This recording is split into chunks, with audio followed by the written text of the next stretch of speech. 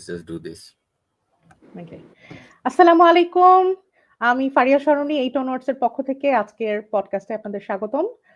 আমাদের আজকের পডকাস্টটি হচ্ছে truth manipulated, disinformation, misinformation and global perception, সত্য মিথ্যার লড়াই। আজকে হোস্ট হিসেবে থাকছেন আমাদের ইভান ভাইয়া, আর আজকে আমাদের স্পেশাল একজন গেস্ট আছেন রিদওয়ান ভাইয়া। রিদওয়ান ভাইয়ের কাছ থেকে রিদওয়ান ভাইয়ের পরিচয় আমরা নিব ইনশাল্লাহ। আমরা এই পরবর্তীতে কোনো সেশনেও ভাইয়াকে পাবো। আচ্ছা, তো আমি আজকের অনুষ্ঠানের সবকিছু হচ্ছে রিদওয়ান ভাইয়ের হাতে দিয়ে দিচ্ছি। সরি, রিদওয়ান ভাইয়া না, ইভান ভাইয়ের হাতে দিয়ে দিচ্ছি। Thank you. আচ্ছা, আমি একটু ইন্ট্রোডিউস করি how I got up with Redwan ভাইয়া, ঠিক আছে? তো ব্যাপারটা হচ্ছে আমি একটু টুইটারে একটু ঢু মারি আর কি মাঝখানে, ফেসবুক থেকে বের হয়ে, অ্যান্ড আই জাস্ট থট যে দেখি টুইটার এক্স্যাক্টলি কি হচ্ছে। তখন ঘাটাঘাটি করতে যাই, I just find this community, মানে স্বাধীন বাংলা বেতার কেন্দ্র। দেখি স্পেস হচ্ছে, তখন আমি বুঝতেছিও না স্পেস এটা কি, মানে এক্স্যাক্টলি কি হচ্ছে মানে ব্যাপারগুলা। সো সামওয়ান হুজ মানে মানে openly active in this protest, আমি নিজে কনফিউজ হয়ে গেছি যে মানে টুইটারে ক্যাম্পেইন হচ্ছে এবং ফিউ ইন্ডিভিজুয়ালস যারা হচ্ছে একসাথে হচ্ছে একটা বড়, মানে আমি ডিসকভার করি যে বাংলাদেশের এগেনস্টে মানে টুইটারে খুব গ্লোবালি খুব বড় একটা প্রোপাগান্ডা চালানো হচ্ছে ইন্ডিয়া থেকে এবং আরো কিছু স্ফেয়ার থেকে। তো এইটা দেখে আমি একটু কনসার্ন হই, বিকজ ফেসবুকে যেভাবে হচ্ছে এটা ডিবাং করা হচ্ছে, এটা নিয়ে মানুষ আমরা যেমন জানতেছি, যেমন কি নাম ওই চাশমিশ কলকাতা দাদা বাবুটার, তো যাই হোক, name is not important, Mayukh Ranjan, whoever he is. তো তো তো ওইটা নিয়ে কিন্তু আমরা হাসাহাসি করতেছি, মিম বানাচ্ছি, খুব কনসিয়াস আমরা ফেসবুকে। So what I realise is Facebook works, মানে ইটস অ্যালগোরিদম ইজ মানে লোকাল। সো বাংলাদেশে আমরা খালি দেখতেছি, but Twitter algorithm works in global, আর মানে ফেসবুকেরটা হচ্ছে লোকাল। সো ওইভাবে হচ্ছে আমার রেদওয়ান ভাইয়ের সাথে পরিচয়, ওনাদের যে মানে স্বাধীন বাংলা বেতার কেন্দ্র এবং আরো কিছু ইয়ে আছেন। Then I got to know they have more platforms and projects and much more about that.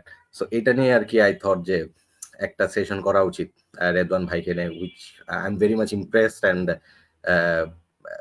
মানে মানে অনেক thanks to him what he is doing and his team is doing. So to Redwan bhai, say something about this, how you guys actually came to this, how you actually came to this. Okay, thank you Faria আপুকে এবং Ivan ভাইকে আমাকে এই জায়গায় কথা বলার সুযোগ করে দেওয়ার জন্য। এন্ড কেমনে শুরু করি বলতে প্রথম কথা হইতেছে আমি বাংলাদেশে নাই, হ্যাঁ, তো যার কারণে মানে যারা বাংলাদেশে ছিল না তাদের ভিতরে কিন্তু একটা ফ্রাস্ট্রেশন কাজ করতেছিল যে কেমনে আমি আসলে এই যখন আন্দোলন চলতেছিল জুলাই আগস্টে, যখন ছাত্ররা মারা যাইতেছিল, তখন কিন্তু আমাদের ভেতরে একটা হাহাকার চলতেছিল যে আমরা অ্যাটেন্ড করতে পারতেছি না, অথচ আমার ভাই বন্ধুরা মারা যাইতেছে, আহত হইতেছে। তো আমরা এইসব ভিডিও কিন্তু দেখতেছিলাম। তো ওই টাইম থেকেই আমার মানে আমি যে কোনো ভাবে আমি নিজের কিছুটা হইলো করতে চাই আর কি, যে যেন অবদান রাখতে চাই, হোক সেটা টুইটারে একটা হ্যাশট্যাগ টুইট কইরা কিংবা ফেসবুকে কিছু একটা ভিডিও আপলোড কইরা। এভাবে আসলে আমি প্রথমে শুরু করি হইতেছে 18 তারিখ থেকে আমি খুব বেশি ভোকাল হওয়া শুরু করি। তো ভোকাল হওয়া বলতে তখন ফেসবুক ভোকাল হওয়া কি করাটা। তো সেই জায়গা থেকে 18-19 তারিখ পরে যখন ফ্রাইডেতে ইন্টারনেট বন্ধ করে দিল, তখন তো আমরা বাংলাদেশ থেকে বিচ্ছিন্ন। তখন হইতেছে মাথা ওলাই গেছে, মাথা কিছু কাজ করতেছে না, কিভাবে মানুষের সাথে যোগাযোগ করবো, কি করব না করব, মাথায় কিছু আসতেছে না। তখন হইতেছে আমরা আমি তখন শহীদুল সাহেব কি বলে জার্নালিস্ট প্লাস চিত্রশিল্পী, আমি ছবি ফটোগ্রাফি করি। শহীদুল আলম শহীদুল আলম,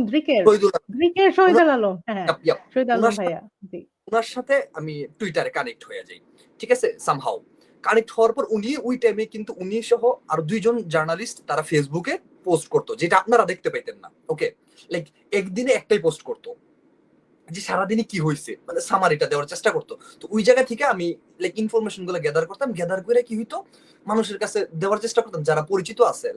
আমার কিছু ফ্রেন্ড আছে অস্ট্রেলিয়াতে থাকে, বা আমি নিজে জাপানে থাকি, কিংবা জাপানেও কিছু ফ্রেন্ড আছে, বা ইউরোপের অনেক দেশে ফ্রেন্ড সার্কেল আছে, তাদের সাথে কানেক্ট হওয়ার চেষ্টা করলাম। এবং এই জুলাই মানে কি বলে ওই টাইমটাতে আমি গভর্নমেন্ট সায়েন্স কলেজের স্টুডেন্ট। তো ওই কলেজে পড়ার দরুন কি হয়েছিল যে বিভিন্ন জায়গায় বন্ধু বান্ধব আছে, বিভিন্ন ডিস্ট্রিক্ট বলেন বা বিভিন্ন কলেজে। তো আমি ওই টাইমে যে ফোনে ভাইয়া গভর্নমেন্ট সায়েন্স কলেজের লোক, ভাইয়া আপনি তো আমার প্রতিবেশী ছিলেন। হোলি ক্রস। কোন ব্যাচ আপনি? হ্যাঁ, হোলি ক্রস। আমি 66। ও আমি 14। আমি অনেক ছোট বেবি। মানে আচ্ছা আমি এইচএসসি 14 এইচ 2014। আচ্ছা আমি মেবি কত 19 20। আচ্ছা যেটা বলতে নিছিলাম আর কি, তো ওই টাইমে আমি লাইক ফ্রেন্ড সার্কেলের সাথে কানেক্ট হইতেছিলাম, বাংলাদেশে যারা ছিল তাদেরকে ডাইরেক্ট কল করতাম, তখন কিন্তু কল ডাইরেক্ট মাঝে মধ্যে ঢুকলেও কথা বোঝা যেত না, বিভিন্ন অ্যাপস ইউজ করে কল করার চেষ্টা করতাম, তো তাদের সাথে আমি কানেক্ট রাখছিলাম এবং বলে রাখছিলাম যে যার যে জায়গায় ভিডিও কালেকশন আছে সেগুলো আমাকে দিবি, আমি কিছু একটা করার ট্রাই করবো। স্বাভাবিকভাবে ওই সময় তো ডিজেএফআই থেকে শুরু করে সবাই ধরাও পাকড়াও চলতেছে, ফেসবুক আইডি চেক এবং ট্র্যাকিং থেকে শুরু করে ব্লা ব্লা ব্লা এগুলো চলতেছিল, যার কারণে ওই জায়গায় কিন্তু ভয় পাইতেছিল মানুষ যে লাইক ফেসবুকে একটা কিছু পোস্ট করবে কিংবা ভিডিও পোস্ট করবে। যেমন একটা কথা বলি, সাবরে যে ইয়ামিন মারা গেছে দূর থেকে যে গ্লাস একটা লাইক আপনার কি বলে ওইটাকে, আমি ইয়ামিনের বডিটা যে পড়েছিল পুলিশের গাড়ির উপরে এবং গাড়িটা যে যাইতেছিল, ওই ভিডিওটা সবার প্রথমে ইন্টারনেটে আমি আপলোড দিই। এটা কেন আমি একদম লাইক 100% বলতে পারি, কারণ এই ভিডিও করছে আমার ফ্রেন্ড, মানে এই যে ভিডিওটা দূর থেকে যে ভিডিওটা, এই ভিডিওটা করছে আমার বন্ধু করে সে স্টোরিতে দেয় জাস্ট, সে মানে ফেসবুকে পোস্ট করার সাহস পাইতেছিল না, মেবি 18-19 তারিখের ঘটনা। হ্যাঁ, তো আমি বলছি তুমি আমাকে দাও, সে আমাকে লাইক ফাইল আকারে দেয় হোয়াটসঅ্যাপে, তারপরে আমি আমার ফেসবুক প্রাথমিকভাবে হ্যান্ডেলে পোস্ট করি আর কি। তখন এটা প্রচুর লাইক একদিন 1 মিলিয়ন চলে যায়, তখন যমুনা টিভি থেকে শুরু করে বিভিন্ন টেলিভিশন এটা পাবলিশ করা শুরু করে।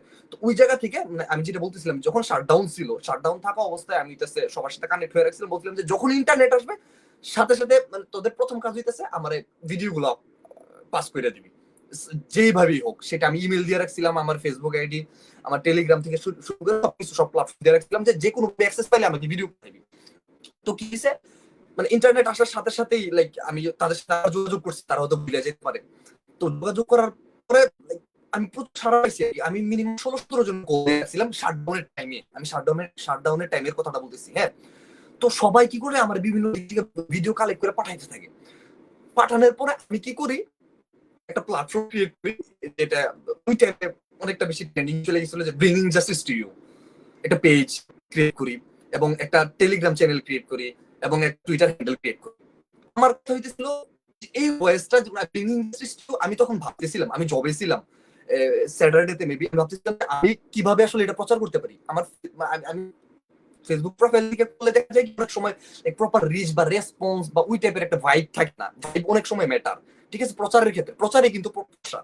তো এই ভাইবা আমি বলি একটা নাম সেট করি, নাম ভাবতে ভাবতে হুট করে আমার এসে পড়ছে যে bringing justice related, bringing justice to you Bangladesh, something like এরকম কিছু ভাইবা আমি ব্রিংিং জাস্টিস টু ইউ নামটা দিয়েছি, আমি প্ল্যাটফর্ম গুলো খুলে ফেলাইছি, টেলিগ্রাম, টুইটার, ফেসবুক।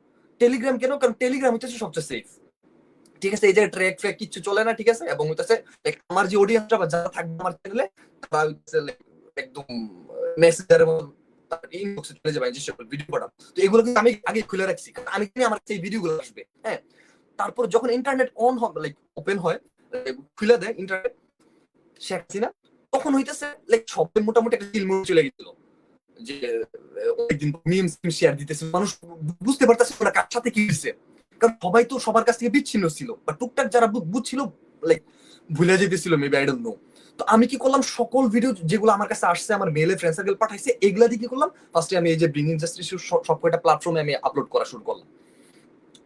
তারপর তখন আমি একটা জাস্ট আমার ফেসবুক প্রোফাইল একটা জাস্ট স্ট্যাটাস দিছিলাম, এরকম গত 5 দিন ইন্টারনেট বন্ধ করে বাংলাদেশে স্টুডেন্টদের সাথে কি হলো, সামথিং লাইক এরকম কিছু একটা দিছিলাম, আমি ভুলে গেছি। হ্যাঁ, তো ওই স্ট্যাটাস অলমোস্ট 30K পর্যন্ত শেয়ার চলে যায়, কারণ ওই স্ট্যাটাস আমি কমেন্ট অফ করে দিয়েছিলাম। ওই কমেন্টে লিংক দিয়েছিলাম কি, ওই যে bringing justice to your page বা টুইটারে যে টেলিগ্রামে যেসব লাইক ভিডিওগুলো আপলোড করছি, এগুলো জাস্ট কমেন্টে দিয়ে দিয়েছিলাম। ওই জায়গা থেকে আমার শুরু আর কি, মানে এই যে প্রসেসটা, মানে ইভান ভাই যেটা জিজ্ঞেস করলো যে আমি কিভাবে করলাম, এই যে শুরু হিউজ পরিমাণে রেসপন্স মানে তখন মানুষ বলতেছে যে আপনি মেল দেন, আপনাকে আমরা ভিডিও পাঠাবো। তখন আমি একটা মেল পাবলিক করে দিই যে ব্রিংিং জাস্টিস টু ইউ বাংলাদেশ@gmail.com। আমার কাছে প্রতিদিন মনে করেন 70-80টা মেল আসতো আমার যে ফেসবুক পেজের ইনবক্সে, ব্রিংিং জাস্টিস টু ইউর প্রতিদিন নিয়মিত লাইক ভিডিও পাঠাইতো মানুষ। তো তখন কি করছি, স্বাভাবিকভাবে তো একটা ফ্যাক্ট চেকিং এর ব্যাপার আছে, যেমন ওই টাইমে সবচেয়ে বেশি ভাইরাল হয়ে গেছিল, ওই টাইমে ভারতের কোন একটা জায়গায় একটা ছেলেকে রাস্তার মধ্যে কোপাইতেছিল, ওর হাত হাতে একটা ছুটে গেছিল, পা একটা ছুটে গেছিল, এটাকে বাংলাদেশের বলে ক্লেম করা হইতেছিল, ঠিক আছে? তো এইসব ফেক ভিডিওর ক্ষেত্রে বা ফেক ক্লেমের ক্ষেত্রে কি হয়, আপনি যে লাইক প্রচার করতেছেন কিংবা যেটা আপনি বলতেছেন, আপনার ভোকালটা, আপনার ভয়েসটা ডাউন হয়ে যায়। যখন দেখা যাবে যে আপনার প্রচারের ক্ষেত্রে দেখা যাবে 10টা ভিডিও আপলোড করছেন কিংবা 10টা পোস্ট করছেন, তার মধ্যে 3-4টা ফেক পেয়ে গেছে, তখন কিন্তু ট্রাস্ট ইস্যু ম্যাটার করে, ঠিক আছে? আপনাকে মানুষ বিশ্বাস করে না এবং বাকিরা বলা শুরু করে যে সব তো গুজব গুজব। তো এই ক্ষেত্রে আমি কি করি, দুই একজন মিলে, সেটা আমার ফ্রেন্ড, আমার ক্লোজ ফ্রেন্ড, দুই একজন মিলে সেটা আমরা জাস্টিফাই করা শুরু করি যে এই জিনিসগুলো মানে একদম 100% শিওর না হলে আমরা কখনো ভিডিও আপলোড করি না। তো ওই জায়গা থেকে মানুষের একটা ট্রাস্ট ইস্যু বিল্ড আপ হয়ে যায়। তারপর হইতেছে লাইক নিয়মিত আমি কন্ট্যাক্টে থাকি, লাইক 3-4 জন দিয়ে সেরা, আমি আমার 3-4 জন ফ্রেন্ড, এটা দিয়ে সেরা আমরা কন্ট্রোল করি মেইলটা এবং ফেসবুক পেজটা, যে যারাই ভিডিও দেয় না কেন তাদের সাথে কথা বইলে কোথায় করছে, কি করছে না করছে, ভিডিও ক্লিয়ার নিয়ে আসে, তারপর এটা আমরা টেলিগ্রামে আপলোড করে দিই। এখন হইলো আমরা তো ফেসবুক বা টেলিগ্রাম এটা দেশের মানুষকে জানাইতে পারলাম যে লাইক বাংলাদেশে কিছু একটা হইছে, তোমরা যে লাইক 5 দিন ইন্টারনেট ছাড়া ছিলা, তো তোমরা হুট করে আইসা ভাবতেছো যে লাইক আহামরি কিছুই মেবি হয় না, বাট মাইরা তো লাশ ফালাই দিছে একদম। তো এটা মোটামুটি ফেসবুক টেলিগ্রামে কভার হয়ে গেছিল, বাট মেইন কথা ছিল যে পুরো পৃথিবী তো জানতেছে না। তো আমি ভাবলাম যে না, তখন আমি লাইক টুইটারে টুইট করতেছি, আমি ভাবলাম যে টুইটারে ফোকাস দেওয়া দরকার, কারণ ফেসবুকে সারা বাংলাদেশ আছে, টুইটারে কয়জন আছে দেখি। তখন আমি টুইটার সম্পূর্ণ আমি পার্সোনালি টুইটারে শিফট হয়ে যায়, বাকি যত প্ল্যাটফর্ম গুলো আছে আমি লোক বুঝাই দিই যে তোমরা 3 জন হইতেছে টেলিগ্রাম দেখবা, ঠিক আছে? এবং যারা দেশের বাইরে আছে তারা ফেসবুকটা দেখবা, যেন ট্র্যাক করতে না পারে। কারণ ওই সময় আমার মেলটা পাবলিক করে দিতে আমার প্রচুর লাইভ থ্রেড আসছে, মানে আমার বলছে যে তোর উঠাই নিয়ে মাইরে ফেলাবো, তোর ট্রেক করে ফেলাইছি, হ্যান করে ফেলাইছি, তেন করে ফেলাইছি, ঠিক আছে? তোর ফ্যামিলি উঠাই নিয়ে যাবো। যদিও চাপাবাজি করতেছিল, কারণ ওরা ট্রেক করবে কিভাবে আমাকে, লাইক আমি তো নাই, বাংলাদেশে নাই, ঠিক আছে? তো আমি রেসপন্স করি না ওই টাইমে। বাট যারা বাংলাদেশে ছিল তাদেরকে আমি ফেসবুকের অ্যাক্সেস দেই নাই, তাদেরকে দিচ্ছি টেলিগ্রামে অ্যাক্সেস। আমি পুরোপুরি চলে গেছি টুইটারে গিয়ে এবার কি করলাম, এই যে ডেভিড বারহাম থেকে শুরু করে, জন থেকে শুরু করে সবার সাথে কন্ট্যাক্ট করলাম এবং সবাইকে, ডেভিডের সাথে আমার লাইক জুলাই আগস্টের টাইমে অলমোস্ট প্রতিদিন কথা হইতো, ও আমার কাছ থেকে আপডেট নিত, ঠিক আছে? যে তোমার কাছে কি কি ভিডিও আছে, কোন কোন গুগল ড্রাইভে দাও, এইভাবে দাও। জুলকার নাইন সামি ভাই থেকে শুরু করে তারপর মানে আর কে মানে প্রমিনেন্ট যারা আসলে ভোকাল ছিল ওই টাইমটাতে, জার্নালিস্ট বলেন কিংবা অ্যাক্টিভিস্ট বলেন, সবার সাথে আমার কন্ট্যাক্ট হয়। সবার মানে অনেকে নিজে থেকে আমাকে লাইক ডিএম করে টুইটারে যে তুমি তো প্রচুর, তোমার কাছে তো প্রচুর কালেকশন আছে, তুমি এইগুলো কোন জায়গা থেকে পাইতেছো, এটার ব্যাপারে ডিটেলস দাও। তো আমি সবসময় তাদের সাথে কন্ট্যাক্ট করার শুরু করলাম এবং হচ্ছে ওই টাইমে কি হয়, মানে আমার ওই প্ল্যাটফর্মটা মানে অনেক বেশি পরিচিতি পাওয়া যাওয়াতে বাইরের মিডিয়াগুলো আমার ডিএম করা শুরু করে যে আপনার এই ভিডিওটা কি ইউজ করতে পারি কিনা, বা এটা এই ঘটনা কোথায় ঘটছে, কেমনে কি ডিটেলস চাই। তখন আমি আর্টিকেল বের করে দিই, লাইক কথার কথা যদি সময় টিভি কোনো নিউজ করে, সময় টিভি তো করতো না, সরি, বাট ওই টাইমে প্রথম আলো কিন্তু ভালো নিউজ করতো টুকটাক। আর প্রথম আলো বলেন, ডেইলি স্টারের বলেন কিংবা লাইক নয়া দিগন্ত বলেন, নিউজ পোর্টালে যে নিউজগুলো পাই ওইগুলো সহকারে তাদেরকে পাঠাই দিই যে এরকম এরকম জিনিস হইতেছে। এবং বিভিন্ন সময় বিভিন্ন কোশ্চেনের, অনেকে মনে করতে যে আমি মেবি সমন্বয়ক, এটা সব অনেক বেশি একটা মানুষ ভুল বুঝতো আর কি। মানে মেবি প্রথম 10-15 দিন ভেবে নিছে যে আমি লাইক সমন্বয়কদের একটা পার্ট ই করতেছি, কি বলে, তাদের একটা অংশ। কেন? কারণ যখন হইতেছে মেন প্রধান সমন্বয়কদের ধরে নিয়ে গেল, আমি টুসকুরা লাইক রিশাদের, আমার ব্রিঙ্গিং জাস্টিস লিখে সার্চ দিলে এখনো দেখবেন যে রিশাদ যে ছেলেটা আছে, ওই ছেলেটা সবকটা ভিডিও আমি আমার প্ল্যাটফর্মে শেয়ার দিতে থাকলাম, কারণ তখন আমার প্ল্যাটফর্মে রিচ প্রচুর। তো আমি এমনি জাস্ট টুইটারে লিখে দিলাম কি ও হইতেছে মেইন কোঅর্ডিনেটর, ওকে? যাদেরকে ধরে নিয়ে গেছে তারা তো সবার মধ্যে দিচ্ছে যে আসলে লাইক যা হইছে আন্দোলন বন্ধ অফ, বাট এটা সত্য না। মেইন কোঅর্ডিনেটর হইতেছে রিশাদ। জাস্ট এটা আমি নিজে থেকে লিখেছিলাম যে আন্দোলন চালাই যে রিশাদ, এর মানে আন্দোলন চলবে। বা বিভিন্ন জার্নালিস্টরা যখন আমাকে ডিম করছে তখন আমি তাদেরকে লাইক ওর বক্তব্য ভিডিও ক্লিপ সহকারে দিয়ে দিছি। ওই জায়গায় হইতেছে আমার স্টার্টিংটা, ঠিক আছে? খেলা তো শেষ 5ই আগস্টে, মনে করেন যে হাসিনা চলে গেছে, তো আমি ভাবছি খেলা শেষ, আমি আমার প্ল্যাটফর্ম গুলা রেখে দিচ্ছি। 3 দিন আমি আমার প্ল্যাটফর্মে কিচ্ছু করি নাই, বুঝছেন? আমার মেন মুদ্দা যে ছিল, আমার মুদ্দা ছিল লাইক এই যে ডিক্টেটর ছিল, ওই ডিক্টেটরের পতন। তো আমি ভাবছি মনে হয় শেষ, আমরা তো জিতে গেছি, আমাদের আর কোনো কষ্ট করার দরকার নেই, বাংলাদেশ সুন্দরভাবে চলবে, এরকম এরকম। 3 দিন যাওয়ার পর 4 নাম্বার দিন পাগল হয়ে গেছি মেলের কারণে। এত পরিমাণে, আপনারাও দেখছেন কি পরিমাণে প্রপাগান্ডা ছড়াইতেছিল, ঠিক আছে? এবং এটা দেখে সে আমার মাথা উলাই গেছে। এখন আমার কথা হলো যে এটা কেমনে কি করা যায়। মানে তখন তো আমাদের ভিতরে ভয় ছিল 5 তারিখে, যারা সবার মনে আছে আশা করি, যে কথার কথা র ঢুকছে, এই একটা ভয়, ঠিক আছে? র ছিল না, কিন্তু আমাদের ভিতরে কলেজে কিন্তু ফেটে যেতেছিল। এত কষ্ট করে 16 বছর পর হাসিনা পালাই গেল কিংবা একটা ফেসিস্ট সরকার পালাই গেল, বাট এখন যদি র বা লাইক তখন তিল আমরা তাল বানাই দিতাম, ঠিক আছে? তার উপর আবার ভারতে এরকম প্রপাগান্ডা চালাইতেছে, তো কি না কি হয়ে যায়, এটা ভাইবা আমি পুরাপুরি সবকিছু বাদ দিয়ে সেরা টুইটারে ফোকাস করে দিই। এখন টুইটারে ফোকাস করলে টিম দরকার বলতে কি, ফেসবুকে তো মনে করো আমরা সবাই আছি, টিম দরকার নাই। ফেসবুকে ওই দিন একটা ঘটনা ঘটছিল, যেমন ওই যে ছাত্রলীগের পেজটাতে গণরিপোর্ট মারা হয়েছিল, ওরা পেজটা ডিএক্টিভ করে দিছিল। এটা কিন্তু কোনো টিম কথা স্পেস, টুইটারে যেরকম স্পেস করে বলা লাগে নাই, একটা পেজ স্ট্যাটাস দিছে, হিউজ মানুষ রেসপন্স করছে, আরেকটা পেজ স্ট্যাটাস দিছে, হিউজ মানুষ রেসপন্স করছে, আরেকটা পেজ স্ট্যাটাস দিছে, হিউজ মানুষ রেসপন্স করছে। তারপর সবাই স্ট্যাটাস দিতে থাকছে, রাত 1টা বাজে সবাই গণরিপোর্ট মেরে দিচ্ছে। কথার কথা ওই ভয়ে ওরা পেজ ডিএক্টিভ করে ফেলাইছে। আমার কথা বুঝেন, মানে ফেসবুকটা চলে ফ্লোতে, অডিয়েন্সটা বেশি থাকার কারণে। বাট টুইটারে কি হইতেছে, আমাদের অডিয়েন্সই নেই। ওই জায়গায় দরকার কি সংঘবদ্ধ, মানে মিনিমাম 20-25 জন মানুষ দরকার, যারা আসলে টুইটারে নিয়মিত এরকম আছে, যারা ফেসবুক কিচ্ছু চালায় না, খালি টুইটারই চালায়। ঠিক আছে, তো এই একটা টিমকে আমি পাই। একটা টিমকে পাই বলতে কি, ওরা টিম না, ওরা হইতেছিল জুলাই আগস্টের প্রোটেস্টের সময় সমন্বয়করা হ্যাশট্যাগ দিত না, যে কথার কথা ওই দিন হ্যাশট্যাগ, ওই হ্যাশট্যাগ চলবে, ওই হ্যাশট্যাগ বা স্টেপ ডাউন হাসিরা হ্যাশট্যাগ, ওরা নিজে থেকে এরকম হ্যাশট্যাগ ট্রেন্ড করানো ই করতো টুইটারে, যে হ্যাশট্যাগ স্টেপ ডাউন হাসিনা, কোনো ভিডিও আপলোড করার ক্ষেত্রে, ফটো আপলোড করার ক্ষেত্রে হ্যাশট্যাগ ট্রেন্ডিং আসে। ঠিক আছে, এরকম ট্রেন্ড, এটারে প্ল্যাটফর্ম ম্যানিপুলেশন করে আর কি। ঠিক আছে, এটা কিন্তু লিগ্যাল না যদিও, বাট এটা ম্যানিপুলেট করে সেরা এটা ট্রেন্ডিং এ চলে আসে এবং সবার নিউজ যাওয়া শুরু করে আর কি। এই প্রসেসটা ওরা করে, ওদের সাথে আমি যুক্ত হইলাম, সামহাউ যুক্ত হইলাম। এটারও একটা আলাদা কাহিনী আছে, ওইটা আসলে ওকে লাইভে বলতে চাই না, কিছু একটা করছিলাম, তারপর তারা আমার সাথে রিচ করতে পারছিল, এরপর তাদের সাথে যোগাযোগ হয়। যোগাযোগ হওয়ার পর তাদেরকে পাইলাম, পাওয়ার পর মানুষ মোটামুটি ছিল, বাট মানে আছে না যে লাইক ইউনাইটেড কিংবা লাইক একটা পরিকল্পনা বা আমরা নেক্সট কি করতে চাই, আমাদের প্ল্যান কি, এই জিনিসটা ছিল না আর কি। ঠিক আছে, তখন আমার মধ্যেও ছিল না। তো তাদের সবার সাথে কথা বলে একটা সিদ্ধান্ত নিলাম যে না, আমরা টুইটারে একটা কমিউনিটি খুলবো, যেটা প্রো বাংলাদেশি কমিউনিটি। ঠিক আছে, মানে যেটা কোন রাজনৈতিক দল দালালি করবে না, যেটা লাইক কোন রাজনৈতিক দলের পারপাস সার্ভ করবে না। ঠিক আছে, তো এই কমিউনিটি খোলার পর এখন আমাদের তখন আমাদের কমিউনিটি খোলার মেইন মুদ্দাই ছিল যে এই ভারতীয় প্রপাগান্ডার এগেইনস্টে লড়াই করা। তখন আর কোনো মুদ্দা ছিল না যে কথার কথা এইটা ওইটা বা বাংলাদেশের ইন্টারনাল পলিটিক্স নিয়ে কথা বলবো, হ্যান করবো তেন করবো, নাথিং।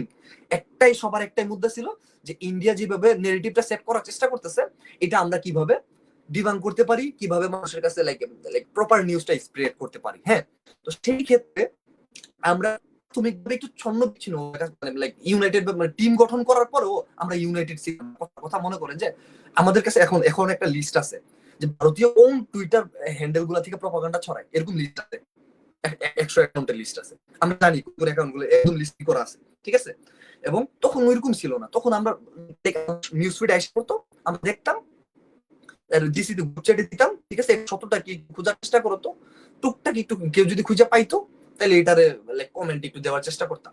তো এরকম ছিল বেশ কয়েকদিন, এরকম করে করে আমরা একটু ট্রাই করতেছিলাম। পরে যখন প্রপাগান্ডাটা বেশি মেস আকারে ছড়াই গেল, তখন বোঝা গেল যে না, যাদের এটার প্রতি মানে এই টপিকটার প্রতি ডেডিকেশন আছে তাদেরকে নিয়ে আলাদা একটা টিম বানাই। তখন আমরা এরকম একটা নাম দিয়েছিলাম যে প্রপাগান্ডা ডিবাং সামথিং, এরকম কিছু। ঠিক আছে, propaganda debunk and research team, এরকম একটা নাম দিয়ে সেরে আমরা একটা টিম গঠন করি, যারা হইতাছে জাস্ট টুইটারে এটা ডিবাঙ্কের প্রতি আগ্রহ আছে, পাশাপাশি ডেডিকেশন দিয়ে করবে। তো 10-15-20 জনের একটা করি, টিম করে সেরা আমরা কি করি, লাইক কিছু মানুষের দায়িত্ব ছিল যাদের ব্লুটিক ছিল, যেমন আমার অ্যাকাউন্টটা যখন ছিল, আমার অ্যাকাউন্ট এখন নাই, টুইটার আমাকে ব্যান করে দিছে আর কি, আমার কোনো এক্সিস্টেন্স নাই। বাট যখন ছিল আর কি, তখন হইতেছে আমার ব্লুটিক ছিল, আরো 2 জনের ব্লুটিক ছিল। তো ব্লুটিকের ক্ষেত্রে কি হয়, রিচ বেটার থাকে। কথার কথা, আপনি যদি কোনো টুইটে কমেন্ট করেন, সেটা আপনার র্যাঙ্কে সবার উপরে উপস্থাপন করবে আর কি, আপনাকে দেখাবে। তো টুইটারের মিস ইনফরমেশন গুলো ডিবাং করার সবচেয়ে বেস্ট ওয়ে হইতাছে যে মিস ইনফরমেশনটা পোস্ট করছে তার কমেন্টে গিয়ে সেটা ওটা ডিবাং করে দেওয়া। মানে সত্য ঘটনা এটা না, আপনি যে বলছেন সত্য ঘটনা হইতেছে এটা এটা এটা এটা এটা, এবং নিউজ পোর্টালের লিংক থেকে শুরু করে একটা স্ক্রিনশট শুরু করে কথা এটা সত্য এটা মিথ্যা একটা ফটো কার্ড বের ক্লিক করে সেটা পোস্ট করা, এটা হচ্ছে সবচেয়ে বেস্ট ওয়ে। ফেসবুকের মতো না কিন্তু অ্যালগরিদম, কথার কথা ফেসবুকে একটা কমেন্ট করলে আপনার কমেন্ট কোথায় পড়ে রয়েছে আপনি কিন্তু খোঁজ পাইবেন না, খুঁজে পাওয়া যায় না। বাট টুইটারের ক্ষেত্রে একটু ডিফারেন্ট, আপনার ব্লুটিক থাকলে ওইভাবে র্যাঙ্ক করবে। তো আমরা ডিসাইড করে নিচ্ছি কি যাদের ব্লুটিক থাকবে তারা হইতেছে লাইক ডিবাংটা, ওরা যে মিস ইনফরমেশনটা স্প্রেড করবে টুইটারে, এটা হইতেছে কমেন্টে দিয়ে দিবে। আর বাকিরা কি করবে, বাকি এক টিম থাকবে লাইক এটা লাইক আর্টিকেল গুলো খুঁজবে, যে কথা একটা ঘটনা ঘটছে যে আপনার কি বলে বিহারে আপনার বিহারে হইতাছে একটা মা নিজে ফাঁসিতে মারা গেছে, মারা যাওয়ার আগে তার যে 3টা ছেলে মেয়ে ছিল তাকেও মেরে ফেলাইছে। তো এইটার একটা ক্লিপ জাস্ট ভিডিও এইটারে বলে দিছে যে বাংলাদেশে হিন্দু জেনোসাইড চলতেছে, বলে এসে ব্লা ব্লা ব্লা ব্লা বলে দিছে, এবং বাংলাদেশের ওইরকম জায়গার একটা অ্যাড্রেস বলে দিছে। তো কথার কথা এই যে মিস ইনফরমেশন করলো, এই যে এইটা সত্য কি মিথ্যা এটা খোঁজার জন্য আরেকটা টিম গঠন করা হইলো, ঠিক আছে? তারা হইছে এটা খুঁজবে, খুঁজে সেটা আরেকটা টিম রাখা হইলো, তারা হইতেছে রাইটিং এর কাজটা করবে। কথার কথা একটা প্রপারলি লিখতে হবে, কিন্তু কথার কথা আমি বলে দিলাম যে দূর বেটা তুই মিথ্যা বলতেছস, মানে এইভাবে বললে তো আর হবে না টুইটারে, লাইক আমার কথাটা ওইভাবে নিবে না। তো প্রেজেন্টেশনের একটা ব্যাপার ছিল, তো রাইটিং এর কথার কথা 4-5 জন মিলে রাইটিংটা করে দিত। ওইভাবে হইতেছে প্রাথমিকভাবে হইছে আমরা লাইক কি বলে এই প্রপাগান্ডাটাকে লাইক ডিবাং করার চেষ্টা করি বা থামানোর চেষ্টা করি আর কি, মানে এটা ছিল আমাদের প্রাথমিক ধাপ। এরপরে আস্তে আস্তে আস্তে আস্তে আমরা আসলে বিভিন্ন টুলস এর ব্যবহার আছে, এগুলো আমরা শিখি ওই টাইমে, ঠিক আছে? এবং বিশেষ করে আমি প্রচুর ঘাটাঘাটি করি কিভাবে টুলস ব্যবহার করে একটা ভিডিওর অরিজিনাল ফাইল পর্যন্ত কিভাবে পৌঁছাইবো, মানে কোন জায়গায় প্রথম আপলোড করা হয়েছিল অরিজিনাল লিংক পর্যন্ত কিভাবে পৌঁছাবো, এই ফটোটা অরিজিনাল যে পোস্ট করছে তার পর্যন্ত কিভাবে পৌঁছাবো, এরকম কিছু টুলস আছে, কিছু ব্যবহার আছে, কিছু মেথোলজি আছে, এগুলোর প্রপার একটা মানে রিসার্চ করা শুরু করলাম যে আসলে এটা জানা লাগবে, এটা না জানলে প্রপারলি আমরা করতে পারতেছি না ডিবাংটা। তো এটা আমি রিসার্চ করা শুরু করলাম, ঘাটাঘাটি শুরু করলাম, তারপরে 15-20 দিনের ভিতরে মোটামুটি ফুল ক্লিয়ার করে ফেলাইলাম, যত টুলস এর ব্যবহার আছে সবকিছু ক্লিয়ার করলাম, নিজে ক্লিয়ার করে ক্লোজ 2-1 জন ছিল তাদেরকে লাইক শেখানোর চেষ্টা করলাম বা বোঝানোর চেষ্টা করলাম। এরপর আমরা বলতে পারেন যে একদম প্রফেশনাল ওয়েতে আমরা স্টার্টটা করি আর কি, যে লাইক একদম ফ্যাক্ট চেক রিলেটেড। তারপর আমরা একটা নাম দিই like CTF check the fact, like ভাবলাম যে লাইক ইন্ডিভিজুয়ালি যখন ফ্যাক্ট চেক করেন, আমি যখন ইন্ডিভিজুয়ালি ফ্যাক্ট চেক করতাম আমাকে প্রচুর মানুষ ফলো করতো, অ্যাপ্রিশিয়েট করতো। লাইক আপনি টুইটারে যত প্রমিনেন্ট মানুষ আছে সাউথ এশিয়ার সবচেয়ে বড় ফ্যাক্ট চেকিং অর্গানাইজেশন হইতেছে অল্ট নিউজের যে কো-ফাউন্ডার সে হইতেছে মোহাম্মদ জুবায়ের, তার সাথে আমার কথা হয়েছে। আমি যখন ইন্ডিভিজুয়াল ফ্যাক্ট চেকিং করতাম, হ্যাঁ, সে হিউজ লাইক এফেক্টিং এর সাউথ এশিয়া নাম্বার 1 বা অর্গানাইজেশন নাম্বার 1, তাদের সাথে আমাদের কন্টাক্ট হয়েছে, কথা হয়েছে বিভিন্ন পারপাসে, বিভিন্ন রিজনে, বিভিন্ন হেল্পের জন্য, এবং যথেষ্ট হেল্পফুল ছিল, হ্যাঁ, বা বিভিন্ন সমস্যার ক্ষেত্রে। এবং জন থেকে শুরু করে আমি তো আগে বলছি, বা জনের সাথে পরেও আবার আমার পার্সোনাল অ্যাকাউন্ট দিয়ে তার সাথে কন্টাক্ট হয়েছে, ডেভিড থেকে শুরু করে সামির সাথে তো দু একটা ছোটখাটো কাজের মতোই করা হয়ে গেছে, বা শুরু করে আরো আদার্স যারা ছিল তারা অ্যাপ্রিশিয়েট করা শুরু করলো জিনিসটারে। তখন ভাবলাম যে না, একটা নাম দেওয়া হোক, নাম দিলে কি হয়, আমার অ্যাকসেপ্টেন্স তো আছে, বা বাকিরা যারা লাইক আমার সাথে কাজ করবে বা বাইরে ফ্যাক্ট চেকিং করবে, বা আমি যাদেরকে একটা টিম বিল্ড আপ করছি তাদেরকে একটা জায়গা দিই, এটার নামের উপর ভিত্তি করে তারা লাইক কাজটা করতে পারবে। সেক্ষেত্রে নাম থাকলে কি অ্যাকসেপ্টেন্সটা বাড়ে আর কি, ঠিক আছে, মানুষের কাছে। এখন একটা নাম দিলাম, তারপরে নাম দিতে দিতে আস্তে আস্তে লাইক তারা একটা প্রপার টিম বিল্ড আপ করলাম, ওয়েবসাইট বিল্ড করা হচ্ছে। এখন লাইক অলমোস্ট 15 জনের একটা টিম, like on the field of the field সব মিলে এসে 15 জনের টিম একটা মোটামুটি বিল্ড আপ করা আমার হয়ে গেছে। এখন মানে এই টিম রানিং কন্টিনিউয়াসলি কাজ করতেছে আর কি। এখন যদিও প্রপাগান্ডাটা কম ছড়ায়, বাট আমরা লাইক বলে না যে প্যাশনেট হয়ে গেছি, মানে ভালো লাগা শুরু হয়ে গেছে আর কি। ওই প্রথমে তো করতাম একটা কারণ থেকে, করতে করতে করতে করতে এখন ভালো লাগে করতে আর কি। তো এখন মানে ওই ভালো লাগার জায়গা থেকে এখন কন্টিনিউ করতেছে আর কি। আমি মেলা কথা বলতে ফেলেছি, মেলাক্ষণ যাবত কথা বলছি, সরি আসলে প্রচুর কথা বলে ফেলেছি। না ভাইয়া, it না was all okay. Actually We com wanted to বলছেন, know না about your অ্যাকচুয়ালি journey. কম আপনি বলছেন। আসলেও কম বলছেন। না আমি অ্যাকচুয়ালি আপু বুঝছেন মানে রেদওয়ান ভাইকে কেন আনতে চাইছি, বিকজ দেখছেন মাঝখানে আমি কিন্তু ফেসবুকে একটু ইনঅ্যাক্টিভ ছিলাম। কেন ওটা দ্যাটস আনাদার টপিক, এটা নিয়ে আমি কথা বলতে যাচ্ছি না। বাট মানে তখন আমি টুইটারে একটু মানে মানে একটু মানে আমি যেটা দেখলাম মানে ইটস এ হিউজ, মানে what's happening in Twitter is like মানে 10 Times bigger then what's happening in Facebook. And this is more necessary because এই যে রেদওয়ান ভাই যাদের কথা বললো, ডেভিড বার্গম্যান, তারপর হচ্ছে জন ড্যানিলোভিচ, যারা তারা সব বিভিন্ন জার্নালিস্ট, কিন্তু এখন যে মানে পরিস্থিতি যে বাংলাদেশে এখন কিন্তু কাইন্ড অফ ন্যারেটিভটা আবার চেঞ্জ হচ্ছে, এবং এটা আমি খেয়াল করলাম আর কি। এবং আমি যেটা দেখলাম মানে তারা একাই হচ্ছে মানে ব্যাপারটাকে ডিল করতেছে, ফাইট করতেছে, স্পেস করতেছে, এবং তারা কিন্তু সংখ্যায় অনেক কম। এটা সবচেয়ে কনসার্নিং। মানে ফেসবুকে মানে অনেক সংখ্যা অনেক বেশি, হুইচ ইজ স্বাভাবিক, ম্যাক্সিমাম মানুষই ফেসবুক চালায় বাংলাদেশে। তো মানে আমি আসলে রিদওয়ান ভাইকে আস্ক করতে চাচ্ছি, মানে আপনার কি মনে হয় যে কেন বাংলাদেশী মানুষ টুইটারে ঢুকতেছে না, এবং মানে কি করলে আপনার মনে হয় যে এই যে ফেসবুকে যে মানে বাংলাদেশী যে মানে অডিয়েন্সটা, ওদেরকে কিভাবে আমরা হচ্ছে আহ, মানে টুইটারে একটু মানে শিফট করতে পারি, বা একটু হইলেও ওদেরকে হচ্ছে ওখানে আমরা আহ, মানে মানে আনতে পারি? মানে আপনার কি মনে হয় এটা, মানে এখানে কি করা উচিত? ওকে ওকে ওকে, ঠিক আছে। মানে এই মানে সুন্দর কোশ্চেন করছেন, এবং এইটা নিয়ে আমরা এন্ড ভাইয়া আরেকটা জিনিস, আমরা হচ্ছে আমাদের প্ল্যাটফর্মটা ফেসবুক বেসড না করে আমরা চাচ্ছি এটাকে টুইটার বেসড করতে, কারণ টুইটার বেসড করলে আমরা আহ, আরো কিছু মানুষের সঙ্গে বা ইন্টারন্যাশনাল মানুষের সঙ্গে, ইন্টারন্যাশনাল ফরেন এক্সপার্টদের সাথে আমরা অ্যাড হইতে পারবো, যে জায়গায় হয়তোবা আমাদের এই যুদ্ধটা অনেকটা ইজি হয়ে যাবে, কিছুটা ইজি হবে। I know it's not easy. ফেসবুকে থাকুক, ফেসবুকে এখন যেমন চলতেছে এটা থাকুক, এই যে এখন যেমন যেটা এই যে এটা দেখলাম আমি ফেসবুকে মাত্র চেক করলাম যে ফেসবুকে আছে, কিন্তু আমার কথা হচ্ছে যে মানে টুইটারেও যাতে থাকে, টুইটার ইউটিউবে এইসব স্পেশালি টুইটারে যাতে মানে মাস থাকে, মানে এটা মানে খুব ইম্পর্টেন্ট। যাই হোক, রেদওয়ান ভাই প্লিজ মানে কিভাবে ফেসবুকের এদেরকে মানে টুইটারে শিফট করা যায় আপনার মনে হয়? আচ্ছা আচ্ছা, এটা এটা সুন্দর কোশ্চেন, এবং বিভিন্ন সময় বিভিন্ন ভাবে আমি চেষ্টা করছি কি, লাইক যখন জুলাই আগস্ট সময় আমি প্রতিদিন আমি আমার টুইটার চ্যানেলটাতে, আমার টুইটার চ্যানেলে মেবি এখনো 1,30,000 মতো সাবস্ক্রাইবার আছে কি ব্রিঙ্গিং জাস্টিস ইউরোপটাতে। প্রতিদিন লিখতাম যে যারা টুইটার অ্যাকাউন্ট খোলেন নাই তাড়াতাড়ি টুইটার অ্যাকাউন্ট খোলেন, প্লিজ টুইটারে আসেন, টুইটারে আসেন, টুইটারে আসেন। মানে প্রতিদিন বলার চেষ্টা করতাম, এখন যদিও বলি না। ঠিক আছে, টুইটারে মানুষ আনা কিভাবে যাব, আনা সহজ। আমি আবারও বলতেছি, আমার কথা ধরেন, আমি এর আগের দিন ওই যে কাউসার বের স্পেসটাতে আমি বলছিলাম যেটাতে জন ছিল বা বাকিরা ছিল, আনা টুইটারে টু ইজি। আমি আমার ফ্রেন্ডে বললাম যে দোস্ত টুইটার অ্যাকাউন্ট খুল, নাম দে এটা, আমাকে ফলো করা, তোরে ফলো ব্যাক করি, ওকে ডান। আপনি আপনি চাইলে আপনার ভার্সিটিতে 10, 15, 20 জন নিয়ে এসে ফেলাইতে পারবেন, বা স্টিল অনেকেরই টুইটার অ্যাকাউন্ট আছে। আপনি যাদেরকে বলবেন যে আই চল মামা টুইটারে, সে বলবে আমি তো টুইটার অ্যাকাউন্ট খুলে রাখছি 2015 সাল থেকেই।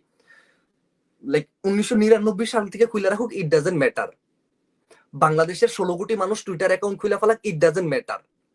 ম্যাটার হইতেছে ফেসবুকটা মানুষ যেমনি এনজয় করে টুইটারটাকে ওইভাবে এনজয় করতে হবে। ফেসবুকে মানুষ মনের ভাবটা যেভাবে প্রকাশ করে টুইটারে সেম ভাবে প্রকাশ করতে হবে। ফেসবুকে লাইক মানুষ কথার কথা সিম্পলি বললাম ট্রোল করে, টুইটারও সেম জিনিসটা করতে হবে। ফেসবুকে মানুষ মিম আপলোড করে, টুইটারে সেম জিনিসটা করতে হবে। লাইক ফেসবুকে মানুষ কন্টেন্ট ক্রিয়েট করে, টুইটারে এটাও করতে হবে। টুইটারে কিন্তু কন্টেন্ট ক্রিয়েটরও আছে, ঠিক আছে? লাইক আমাদের বাংলাদেশে যে হয়তো নাই, বাট অনেক দেশে আছে কন্টেন্ট ক্রিয়েটর। হ্যাঁ, লাইক ফেসবুকটার, আমার কথা হলো ফেসবুকটারে যেমনি এনজয় করে ওইভাবে যদি টুইটারটাকে এনজয় করা যায়, তাইলে কেবল টুইটারে মানুষ বাড়ানো যাবে। আমি আবার বলতেছি না যে ক্রিয়েট অ্যাকাউন্ট ক্রিয়েট আমার কাছে কোনো ম্যাটার না, কারণ ক্রিয়েট অনেক মানুষ করছে। আমাদের তো এই 6 মাসের জার্নি, তো তো আমরা দেখছি আমাদের সাথে শত শত মানুষ আসছে, ঠিক আছে? বিশেষ করে সাইফুল ভাইয়ের হত্যাকাণ্ডের সময় এক স্পেসে, ঠিক আছে, আমাদের একটা স্পেস, আমরা একটা স্পেস খুলছিলাম, ঠিক আছে, like justice for Saiful Islam, এরকম দেশেরা একটা স্পেস মেবি আমাদের অনেক লং টাইম চলছিল। স্পেস মেবি মনে করেন যে 100 মানুষ এসে পড়ছিল। বাংলাদেশের স্পেস গুলোতে কিন্তু নরমাল না, এক দেশ এইভাবে রিলেট করতে পারবে, ঠিক আছে? এবং তা আসে, আইসা দুই একটা হ্যাশট্যাগ পোস্ট করে চলে যায়, আবার অপেক্ষা করে যে কখন বাংলাদেশে একটা ইনসিডেন্ট ঘটবে তখন আমরা আসবো। এইটা করা যাবে না। জিনিসটা হইতেছে কি, কানেক্ট হওয়া লাগবে। টুইটারে যদি কেউ যায়, টুইটারের মজাটা নিতে হবে। প্রথম কথা হচ্ছে মজা নেওয়ার প্রথম পয়েন্ট হইতেছে কানেক্ট হওয়া লাগবে। কথার কথা, আমি ইভান ভাইয়ের সাথে কানেক্ট হয়ে ওকে, আমি এই ভাষা আপু, ইফ আই নট রং, ওকে জি আপু, জি হ্যাঁ, জি, বা শুনতে পাচ্ছি। জি জি, আরেকজন ভাই আমার সাথে কানেক্ট হয়েছে, তার সাথে আমি কানেক্ট দিলাম, ওকে আমরা চারজনকে ফলো দিয়ে দিলাম। হ্যাঁ, তারপর কি হলো, ওই জায়গায় সীমাবদ্ধ না থেকে সে যেটা টুইট করছে এটাতে আমার ওপিনিয়ন জানাইতে হবে, তাই না? যেহেতু আমরা চারজনই ধরেন যে বাংলাদেশের পলিটিক্যাল ব্যাপার খুব কনসার্ন, ওকে। তো ইভান ভাই একটা টুইট করলো, কথার কথা বিএনপি সমালোচনা করে, আমি ভাবলাম যে না, এই পয়েন্ট আসলে লাইক জাস্টিফাই করে না ইভান ভাই, আমি আপনার সাথে একমত হইতে পারলাম না, আমার পয়েন্ট হচ্ছে এটা, ঠিক আছে, আমি রেকর্ড করে বলে দিলাম। এই যে কানেক্ট মানে লাইক এঙ্গেজ হওয়ার স্টার্টটা, ঠিক আছে, এইভাবে যখন স্টার্টটা করবে, আস্তে আস্তে এই জিনিসটার মজা পাওয়া শুরু করে দিবে। কিন্তু মানুষ টুইটারে গিয়ে সর্বপ্রথম করে কি, মানে অ্যাকাউন্টটা খুলে দুই একটা রিটুইট করে, কারোর সাথে কানেক্ট হয় না, কারোর সাথে কানেক্ট হয় না, এবং কানেক্ট না হওয়ার কারণও আছে। বাংলাদেশের মানুষ প্রচুর কম হওয়াতে কোথায় গেলে মানুষের সাথে কানেক্ট হইতে পারবে এটা জানে না। যেমন বাংলাদেশের সবচেয়ে বড় কমিউনিটির নাম হচ্ছে বাংলাদেশ 2.0, বাংলাদেশ 2.0 ওনার একটা কমিউনিটি আছে, যেটা আগের নাম ছিল বৈষম্য বিরোধী ছাত্র আন্দোলন, যদিও প্যারোডি নাম ছিল, তাদের অফিসিয়াল কোনো কমিউনিটি ছিল না। পরে এটা নাম চেঞ্জ করে বাংলাদেশ 2.0 করে দেওয়া হয়েছে। হ্যাঁ, এটা সবচেয়ে বড় কমিউনিটি, অলমোস্ট 11,000-এর মতো মানুষ আছে। এইটাতে গেলে কি হয়, সবাই বাংলাদেশি আর সবাই হচ্ছে প্রো বাংলাদেশি, সবাই হচ্ছে প্রো বাংলাদেশি। তো তখন হইতে কি আপনি ওই জায়গায় গেলে মানুষ দেখতে পারবেন যে আসলে বাংলাদেশিরা লাইক আছে ওই জায়গায়, টুইটারে এক্সিস্ট করে এবং তারা আসলে পলিটিক্যাল ব্যাপারে কথাবার্তা বলে এবং একজন আরেকজনের সাথে কমেন্টে কানেক্ট হইতে, ফেসবুকে কমেন্ট করেন না, আপনার মতামত জানান না, সেম জিনিসটা টুইটারে যখন করা শুরু করবে, সে তো আপনার মতামতের কাউন্টার দিবে বা একমত পোষণ করবে। এইভাবেই কিন্তু মানুষের সাথে প্রাথমিক পরিচয়টা হয়। যদি আগে থেকে বাস্তব জীবনে পরিচিত থাকেন তাহলে আলাদা কথা। যেমন ইভান ভাইয়ের সাথে আমার পরিচয় কিভাবে হয়েছে, ইভান ভাই স্পেসে আসছিল, পলিটিক্যাল ব্যাপারে কথা হইতেছিল, তখন ইভান ভাই তার ওপিনিয়ন দিছিল, মেবি আমিও ওই টাইমে আমার ওপিনিয়ন রাখছিলাম, ঠিক আছে। কথা হইতে হইতে 1 দিন 2 দিন 3 দিন 4 দিনের মধ্যে ইভান ভাইয়ের সাথে আমার ডাইরেক্ট কথা হয়েছে স্পেস। এরপর প্রতিদিন 1 দিন 2 দিন কথা হইতে হইতে তার সাথে আমার একটা সম্পর্ক ফ্রেন্ডলি হয়ে গেছে। তারপরে লাইক এখন কথাবার্তা হয়, টুইটারে গেলে স্পেসে ডিএম কথাবার্তা হয়, এইভাবে কানেক্ট হয়। ইভান ভাই কিন্তু আমি বাস্তব জীবনে চিনতাম না, মানে আমি লাইক ইভান ভাই যে ইউনিভার্সিটিতে পড়ে আমি সেই ইউনিভার্সিটির না, তার স্কুল না, কলেজের না, সেই যে এলাকা থেকে ওই এলাকার না, বাট আমি কিন্তু এখন ইভান ভাইয়ের চিনি। তো কানেক্ট হওয়া লাগবে, ঠিক আছে। আমি আবার বলতেছি, অ্যাকাউন্ট ক্রিয়েট ডাজন্ট ম্যাটার, প্ল্যাটফর্মটাকে এনজয় করা লাগবে। এবং আরেকটা জিনিস হচ্ছে যে ইভান ভাই বলছে যে আরো বেশি পরিমাণে মানুষ নেওয়া কিভাবে যাবে, সেইটা হইতেছে আমাদের যে ফেসবুকে যে পলিটিক্যাল অ্যাক্টিভিস্ট যারা আছে, যে কোনো দলেরই হোক বা নিউট্রাল হোক, তারা কেউ কিন্তু টুইটারে যাইতে চায় না। বাট আপনি পলিটিক্স নিয়ে কথা বলবেন আর টুইটারে যাবেন না, মানে এটা এটা আমার কাছে খুব হাস্যকর লাগে যে আপনি পলিটিক্স নিয়ে কথা বলেন, আপনি জিও পলিটিক্স নিয়ে কথা বলেন, অথচ আপনি একটা বাবুলের মধ্যে পড়ে থাকেন। ফেসবুক তো একটা বাবুল। আপনি ফেসবুকে একটা পোস্ট করলে এই পোস্ট বাংলাদেশ পার হইয়া সর্বোচ্চ ওয়েস্ট বেঙ্গলে যাবে, আর এর বেশি হলে লাইক কোথায় যাওয়ার চান্স নেই। লাইক সর্বোচ্চ যদি রিলস হয়, ভিডিও টাইপের হয়, নেপাল বা ইন্ডিয়ার আশপাশ ঘোরাঘুরি করবে, সর্বোচ্চ পাকিস্তান পর্যন্ত যাবে, ওই পাশে গেলে শ্রীলঙ্কা পর্যন্ত যাবে, এর চেয়ে বেশি যাওয়ার কোনো চান্স নাই। এটা বাবলের মধ্যে আপনি আবদ্ধ। আর যখন আপনার লাইক জিওপলিটিক্যাল কথাবার্তা যখন আপনি বাংলায় টাইপ করে লিখবেন, তাও কিন্তু যাবে না। কিন্তু টুইটারের ব্যাপারটা হইতেছে কি, লাইক অটো ট্রান্সলেট হয়ে যায়, ঠিক আছে। এবং লাইক এটা কোনো বাবলের মতো না, আপনি টুইট করছেন, আপনার টুইট কোথায় কোথায় কই চলে যাবে, লাইক আপনি ইমাজিনও করতে পারবেন না যে কোন জায়গায় চলে গেছে। তো বিশেষ করে যারা পলিটিক্যাল অ্যাক্টিভিস্ট আছে, আমরা সবসময় এপ্রিশিয়েট করি এবং আমরা কিন্তু আমাদের স্পেস গুলোতে নিয়ে আসি। যেমন আমাদের স্পেসে ওই যে সারোয়ার তুষার ভাই, তারপরে আর কে আমি নাম ভুলে গেছি, নাগরিক কমিটির, তারপরে আরো জহির, দুদিন আগে ভাই একটু নামটা মনে করে দিয়েন তো, জার্নালিস্ট গেছিলেন, ওনার নাম ভুলে গেছি, রেজাউল, ডেভিড বার্গম্যান। না না, ওটা তো টুইটারে ওই যে রেজাউল ভাই মেবি, আরে ইয়া ভাইয়ের স্পেসটাতে কি বলে, আম্বলি, সরি। আপনি কি কাউসার ভাইয়ের স্পেসের কথা বলতেছেন? কাউসার ভাইয়ের স্পেস চলাকালীন অবস্থায় যে ইয়া ভাইয়ের স্পেসটা চলতেছিল, না ভুলে গেলাম কেন, আমাদের জার্নালিস্ট ভাই। জসিম ভাইয়ের স্পেসটাতে প্রমিনেন্ট একজন জার্নালিস্ট আসছিলেন। ওয়েট রনি ভাই আসছিল, ঠিক আছে। রনি ভাই কিন্তু টুইটারে অ্যাক্টিভ না অত বেশি, ঠিক আছে। তো রনি ভাই কিন্তু ইদানিং আবার টুইট করা শুরু করছে। হ্যাঁ, তো আমাদের স্পেস গুলোতে আমরা জোর করে মানুষরা আসলে ফেসবুক থেকে টাইনে আনার চেষ্টা করি আর কি, যে আপনারা আসেন, বা লাইক যারা পরিচিত আছে তারা দাওয়াত দিয়ে নিয়ে আসে। যেমন রনি ভাই নিয়ে আসছে, আমাদের জসিম ভাই, সারোয়ার তুষার ভাইরও মেবি জসিম ভাই আনছিল। তো এইভাবে আসলে ফেসবুক থেকে আমরা ডেকে নিয়ে আসি। তো তারা যদি লাইক তাদের যে অডিয়েন্স বেসড আছে, কথার কথা আমি বলি যে সাইয়েদ আব্দুল্লাহ ভাই, তার একটা অডিয়েন্স আছে, বা এই যে সেন্ট্রালের যে সমন্বয়ক আছে, তারা তো একটা ফেম পাইছে, তাদের একটা ফেস ভ্যালু আছে। তারা যদি তাদের এই অডিয়েন্সটাকে বা তাদের যাই বলেন না কেন, ফলোয়ার বলেন বা লাইক তাদের ভালো চায়, শুভাকাঙ্ক্ষী যাই বলেন না কেন, তাদেরকে নিয়ে যদি টুইটারে যায়, যদি বলে যে আপনারা টুইটারে আসেন বা আমিও টুইটারে একটা অ্যাকাউন্ট খুঁজি, তাদের তো অ্যাকাউন্টই নেই টুইটারে, মানে আপনি কি বলবেন। যাও দু একজনের অ্যাকাউন্ট আছে, কথা 2013 সালে খুলছিল, 14 সালে একটা টুইট করছিল, আর টুইট নেই। তো আমাদের যে পলিটিক্যাল অ্যাক্টিভিস্ট আছে, তারা নিজেরাই কিন্তু অ্যাক্টিভ না টুইটারে। তো তারা যদি অ্যাক্টিভ হয়, তাহলে আমার মনে হয় সাধারণ মানুষের ভেতরে আরো ইন্টারেস্ট জাগবে আর কি। আর Twitter like like negative set এবং নেগেটিভ ব্রেক, এই দুইটার জন্য টুইটারের বিকল্প নাই। লাইক নেগেটিভ সেট আর নেগেটিভ ব্রেকের খেলা যদি ফেসবুকে খেলতে যাই, সেটা দেশের ভেতরে খেলা হয়ে যায়। বাট আমাদেরকে নিয়ে যে একটা নেগেটিভ সেট করার ট্রাই করা হয়েছে এতদিন, বা স্টিল এখনো হইতেছে, এটা ওয়ার্ল্ড ওয়াইড। এবং যে একটা অডাসিটি ওদের ইন্ডিয়ানদের, মানে আপনি ডাহা মিথ্যা কথা বললেও ইন্ডিয়ার ঘটনাকে বাংলাদেশের বানাই দিবে, বলবো যে হিন্দু জেনোসাইড চলতেছে। যখন এটার প্রপার একটা ফ্যাক্ট চেক দিবেন আপনাকে এসে বলবে কাংলু। ঠিক আছে, মানে এদের অডাসিটি দেখলে আরো পাগল হয়ে যাবেন, এবং এরা বিশ্বাসই করতে চায় না। এবং এদের কারণে কিন্তু অন্যান্য যারা নিউট্রাল মানুষ আছে তারাও কিন্তু ম্যানিপুলেট হয়ে যায়। কথার কথা ধরেন ইন্ডিয়ানই অনেক আছে নিউট্রাল, কিংবা ইন্ডিয়ান বাদ দেন, অন্যান্য দেশের ইউরোপের যে ইউরোপ বলেন বা লাইক পাকিস্তান বলেন, শ্রীলঙ্কা বলেন, তারাও কিন্তু বলতেছে যে কি রে বাংলাদেশে কি কিছুই হয় না। আর যদি কিছুই না হয়ে থাকে তাহলে এত কথা হইতেছে কেন টুইটারে বাংলাদেশকে নিয়ে, বা এত ভিডিও কেন আপলোড হইতেছে। এটা কিন্তু মানুষের ভিতর হয়ে যায়, মানে কিছু না কিছু তো হয়েছে যার কারণে সব যদি প্রপাগান্ডা হয়, কিছু না কিছু তো সত্য। জেনোসাইডের কাছাকাছি তো একটা কিছু চলতেছে বাংলাদেশে। ঠিক আছে, এরকম একটা কিন্তু পারসেপশন তৈরি হয়ে যায় মানুষের ভিতরে, অলরেডি তৈরি হয়ে গেছিল। বাট একটা প্লাস পয়েন্ট হইতেছে অলমোস্ট এখন লাইক পুরো পৃথিবী জানে, বা লাইক টুইটারের অ্যাটমসফিয়ারটা এরকম যে মানুষ জানে যে লাইক বাংলাদেশের এগেন্ডে একটা লাইক প্রপাগান্ডা ক্যাম্পেইন চলতেছে। ঠিক আছে, ফেক প্রপাগান্ডা ক্যাম্পেইন চলতেছে। এটা অলমোস্ট একটা নেগেটিভ আমরা সেট করে দিতে পারছি, আমার পার্সোনালি ফিল আর কি, টুইটারে এখন বর্তমান পরিস্থিতি যা আছে। বাট মানে আমাদের প্রচুর ক্ষতি করে ফেলাইছে আর কি, মানে ইন্টারন্যাশনালি, বিশেষ করে এই যে প্রপাগান্ডা ক্যাম্পেইনটা চালায়, আপনারা কল্পনা করতে পারবেন না। মানে আমি তো ইভান ভাই তো বললো যে টুইটারে 100টা প্রপাগান্ডা স্প্রেড হইলে ফেসবুকে আর 5টা আপনারা দেখতে পান। মানে যারা আমাকে দেখতেছে আমি তাদেরকে বলতেছি আর কি। ঠিক আছে, টুইটারে যদি 100টা প্রপাগান্ডা ছড়ানো হয়, তার 5টা ভাইরাল হয়ে ফেসবুকে আসছে। আমি আবার বলতেছি, এই যে ফেসবুকে আপনারা দেখছিলেন না কথা লিটন কুমার দাসে বাড়ি পড়াই দিছে, এরকম ডেইলি সবার বাড়ি পড়াই ফেলে ওরা প্রপাগান্ডা চালায়। দেখছিলেন না ওই কি বলে আরেকটা কি জানো, জাহাঙ্গীরের এক আপু মেবি লাইক ওনার ক্লাসমেট সুইসাইড করছিল, এটা প্রতিবাদ করতে না মুখে বাইধা সেরা একটা প্রতীকী প্রতিবাদ করতেছিলেন, if I am not wrong, আমি ভুল হ্যাঁ। এই ভিডিওটা পাইছি কি, যে একটা হিন্দু মেয়েকে 5ই আগস্টের পরে ধর্ষণ করার পর তারপরে তার হাত বাইধা রাইখা হইছে, মানুষ সাহায্য করতে আসছে না, এবং পথচারী ভিডিও করতেছে।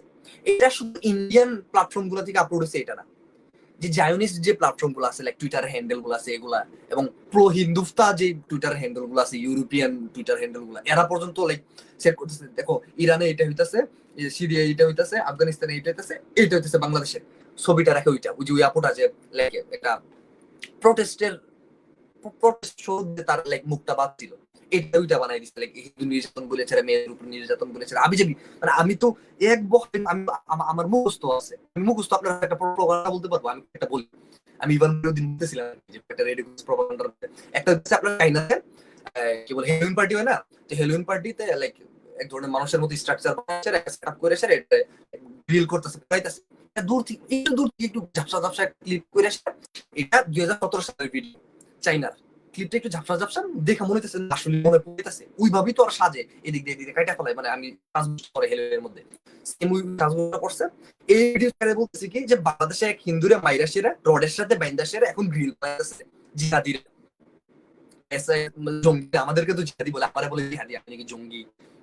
সবাই আপনারা সবাই জঙ্গি বাংলাদেশিরা অলমোস্ট। ঠিক আছে, আপনি টুইটারে গেলে আপনারা জঙ্গি বলবে এরা। এদেরকে যদি ফ্যাক্ট চেক দেন, বা এদেরকে যদি বলেন যে তোমার প্রপাগান্ডা ছড়ায় না, আপনারা বলে এই জিহাদি চুপ কর, এরকম বলে আর কি। ঠিক আছে, এটা একটা মানে আর কি। আর কিছুদিন আগে কি বলে ভারতের বিহারের ওই সাইডে একটা কত দূর 113 জন মানুষ মারা যায় আর কি, কিছুদিন আগে না, 2023 সালে মেবি 23 বা 22 সালে। তো এটার একটা ক্লিপ আছে, কি বলে কত সেকেন্ডের ক্লিপটা, মেবি 45 সেকেন্ডের ক্লিপ, শুধু লাশ দেখানো যাচ্ছে, কথা কথায় লাশ সিরিয়ালে বসায় রাখে না, এই যে ভিডিও মোবাইলটা নিয়ে সেটা লাশ দেখাইতেছে। ঠিক আছে, এই ক্লিপটা দিচ্ছি যেটা নাকি বাংলাদেশের হিন্দুদের মেয়েদেরকে গণহারে দর্শন করা হয়েছে, এবং সংখ্যা এমন বলে যে মানুষ হাসবে না কাঁদ বুঝে উঠতে পারে না। ঠিক আছে, কথার কথা বলি, ওদের মুড যাওয়ায়, ওদের মুড হইলো 70 সংখ্যা বলে দিতে যে 70টা মেয়েকে দর্শন করা হয়েছে, এবং 150 নারী পুরুষকে হত্যা করে ফলাই রাখা হয়েছে। ওরা এটাই লিখে দেয়, মন যা চাইবে তাই লিখে দেয়, এবং এটা বিশ্বাস করে। মানে আপনি ভাবতেন যে তাহলে তো এটা হাস্যকর, বিশ্বাস করবেন, করে অনেকে করে ফেলায়,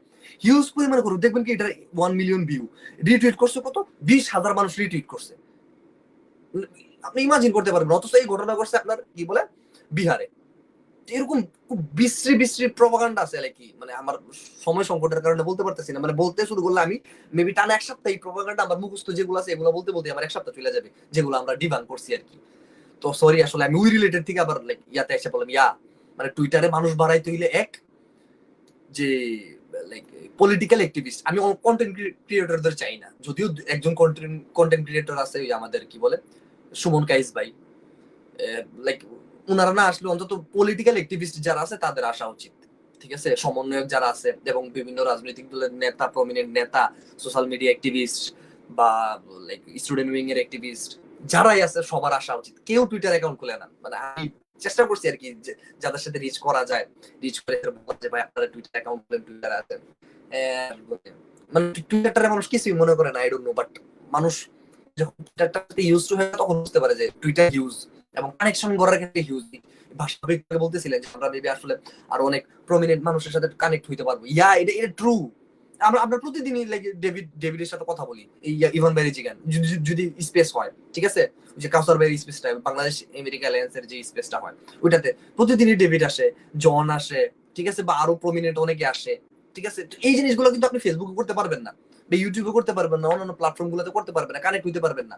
ওদের সাথে কথা বলা হয়, ওদের ওপিনিয়নটা জানা হয়, ওদের সাথে কানেক্ট হওয়া হয়, বা লাইক বাংলাদেশকে সাপোর্ট করে, মানে বাংলাদেশের পক্ষের মানুষ আছে অনেক, ইউরোপিয়ান জার্নালিস্ট, আমেরিকার জার্নালিস্ট, তারাও লাইক আসে স্পেসে, এসে সেটা তাদের ওপিনিয়ন জানে, আমাদের সাথে কানেক্ট হয়। তো এটাই আর কি, মানে আমি বলবো প্রাথমিকভাবে অন্তত পলিটিক্যাল যে অ্যাক্টিভিস্ট আছে তাদেরকে আমি হাত জোড়ে করে রিকোয়েস্ট করবো যে আপনারা দয়া করে টুইটারে যান। দয়া করে, এমন না যে হ্যাঁ টুইটার অ্যাকাউন্ট খুলবে, এটা না করে আপনারা আসলে টুইটারে যান এবং আপনাদেরকে যারা ফলো করে তাদেরকে নিয়ে যান, কারণ আপনাদের দরকার আছে টুইটারে। আমি রিদওয়ান, আমি একটা কথা বললে 10 জন হয়তো টুইটার অ্যাকাউন্ট খুলবে, আপনারা বললে জায়গায় বয়সে 5,000 মানুষ টুইটার অ্যাকাউন্ট খুলে টুইটারে চলে যাবে, তোর দিবে। এটা হুইচ ইজ ট্রু। সার্জিস দেখে আমি পোস্ট দেয় কথার কথা যে এই আমার টুইটার অ্যাকাউন্ট, আপনারা সবাই টুইটারে চলুন, এটা একটা কথা বললেই কিন্তু কথার কথা আসেন টুইটারে অ্যাক্টিভ হন, লাইক যে কোনো সময় বলা যেত, বলার সিচুয়েশন আসছিল অনেক। যখন ইন্ডিয়া প্রপাগান্ডা চালাইতেছিল তখন আসছিল, সাইফুল ভাইয়ের হত্যাকাণ্ডের সময় যখন ম্যাস লেভেলের প্রপাগান্ডা চালাইতেছিল ইন্ডিয়ান মিডিয়া তখন আসছিল। তারপরে কি লাইক বন্যা চলাকালীন সময় কিন্তু প্রপাগান্ডা চলতেছিল, মানে বিভিন্ন সময় যত প্রপাগান্ডার যে মৌসুমটা ছিল, হিউজ লেভেলের যে একটা লাইক হাই পড়ছিল, ওই টাইমে কিন্তু ওরা চাইলে লাইক সব মানুষের টুইটারে পাঠিয়ে দিতে পারতো যে আমি হয়ে যেতেছি টুইটারে, আপনারাও আসেন, দেখি কি হয়। বাট করে নাই তারা। সামনের সুযোগ আসবে, যাওয়া উচিত আর কি, বাট তারা গেলেই আসলে সংখ্যাটা বাড়বে। হ্যাঁ বলেন ভাই, সরি। না, না, না, না, না। আরে ভাই আপনি খুবই মানে মজার একজন মানুষ, বুঝছেন? তো এখন যেটা বলতে চাচ্ছিলাম, আমাদের সাথে মনে হয় ইয়া আছে, যে মোল্লা ভাই আছেন। তো উনি হচ্ছে আপনার ইয়াতে জেসিডি-তে পোস্টেড আরকি। তো মানে খুবই ক্লোজ একটা ইয়া। উনার কাছ থেকে অনেক পলিটিক্যাল ইনসাইটস আমি নিজেও জানছি। সো উনিও শুনতেছেন। সো মানে আমি নিজের থেকে রিকোয়েস্ট করব যাতে উনি জেসিডি, বিএনপি বলে এবং অ্যা আমাদের সাথে তো নাই, বাট বিএর অবশ্যই আছে, যদি মানে জামাত শিবির ওরাও ইয়া থাকে। তো আপনার মানে রিদওয়ান ভাই, আমি আরকি যেটা ইয়া করতে চাচ্ছি, তো এই যে ডিবাঙ্কিং এর যে বিষয়টা, মানে আমাদের এগেইনস্ট এ যে প্রোপাগান্ডা মানে ছড়ানো হচ্ছে, এবং মানে একটা গোয়েবলস এর একটা মানে কথা ছিল যে একটা মানে লাই রিপিট করতে করতে it becomes the truth, right? So এটার জন্য মানে আপনি কিছু ইনিশিয়েটিভ নিছেন, যদি মানে আমি চাচ্ছি এটা একটু আপনি বলেন সবাইকে যে মানে কি ইনিশিয়েটিভ আপনি নিছেন এবং সামনে নেওয়ার পরিকল্পনা করেন, এবং মানে কোন স্ট্রাকচারে আপনি মানে ব্যাপারটা হচ্ছে আপনি ফার্দার মানে কি বলে এটাকে একটা প্র্যাকটিক্যাল রূপে আনতে যাচ্ছেন ফেসবুক, টুইটার, সোশ্যাল মিডিয়া এবং সব জায়গাতেই, এবং এটা অলসো কিভাবে মানে মানুষ জয়েন করতে পারে, এবং কিভাবে মানে এট দ্য সেম টাইম মানে মানে নিউ জেনারেশনকে এখানে হচ্ছে আরো বেশি বেশি করে ইনভলভ করা যায়, please. Exactly, okay, thank you. আমি প্রথমে যেটা বলছিলাম আর কি, যে আমরা যখন প্রপাগান্ডা ডিবাঙ্ক করা শুরু করি তখন হইতাছে আমরা ছন্ন ছাড়া ছিলাম আর কি। হ্যাঁ, তারপরে লাইক আমরা এতটাই ডেডিকেটেড ছিলাম, মানে কি বলে, মানে ডেডিকেশন লেভেল এতটাই হাই ছিল। এটা কিন্তু আমি আমার নিজের কথা বলতেছি না, কারণ আমি একলা নাথিং। হ্যাঁ, আমার সাথে অনেকগুলো মানুষ আছে, হয়তো তাদের নাম বলতে পারবো না, বা অনেকের এক ছদ্মনাম ছিল ওই টাইমে আর কি টুইটারে। তো প্রত্যেকটা মানুষ এতটাই ডেডিকেটেড ছিল যে মানে আমরা যদিও ইন্ডিভিজুয়ালি প্রপাগান্ডাটা ডিবাঙ্ক করতেছিলাম, আমাদের অ্যাকসেপ্টেন্সটা হিউজ ছিল, গ্রহণযোগ্যতা সেটা মানে আপনি চিন্তা করেন, আল জাজিরা জার্নালিস্ট পর্যন্ত ছিল, লাইক একজন দুইজন না, হিউজ অনেক জার্নালিস্টদের কাছে আমাদের গ্রহণযোগ্যতা ছিল ইন্ডিভিজুয়ালস। আমরা কিন্তু কোনো অর্গানাইজেশনের পক্ষ থেকেও না, বা অফিসিয়াল বা ভেরিফাইড কোনো অর্গানাইজেশনের পক্ষ থেকে না।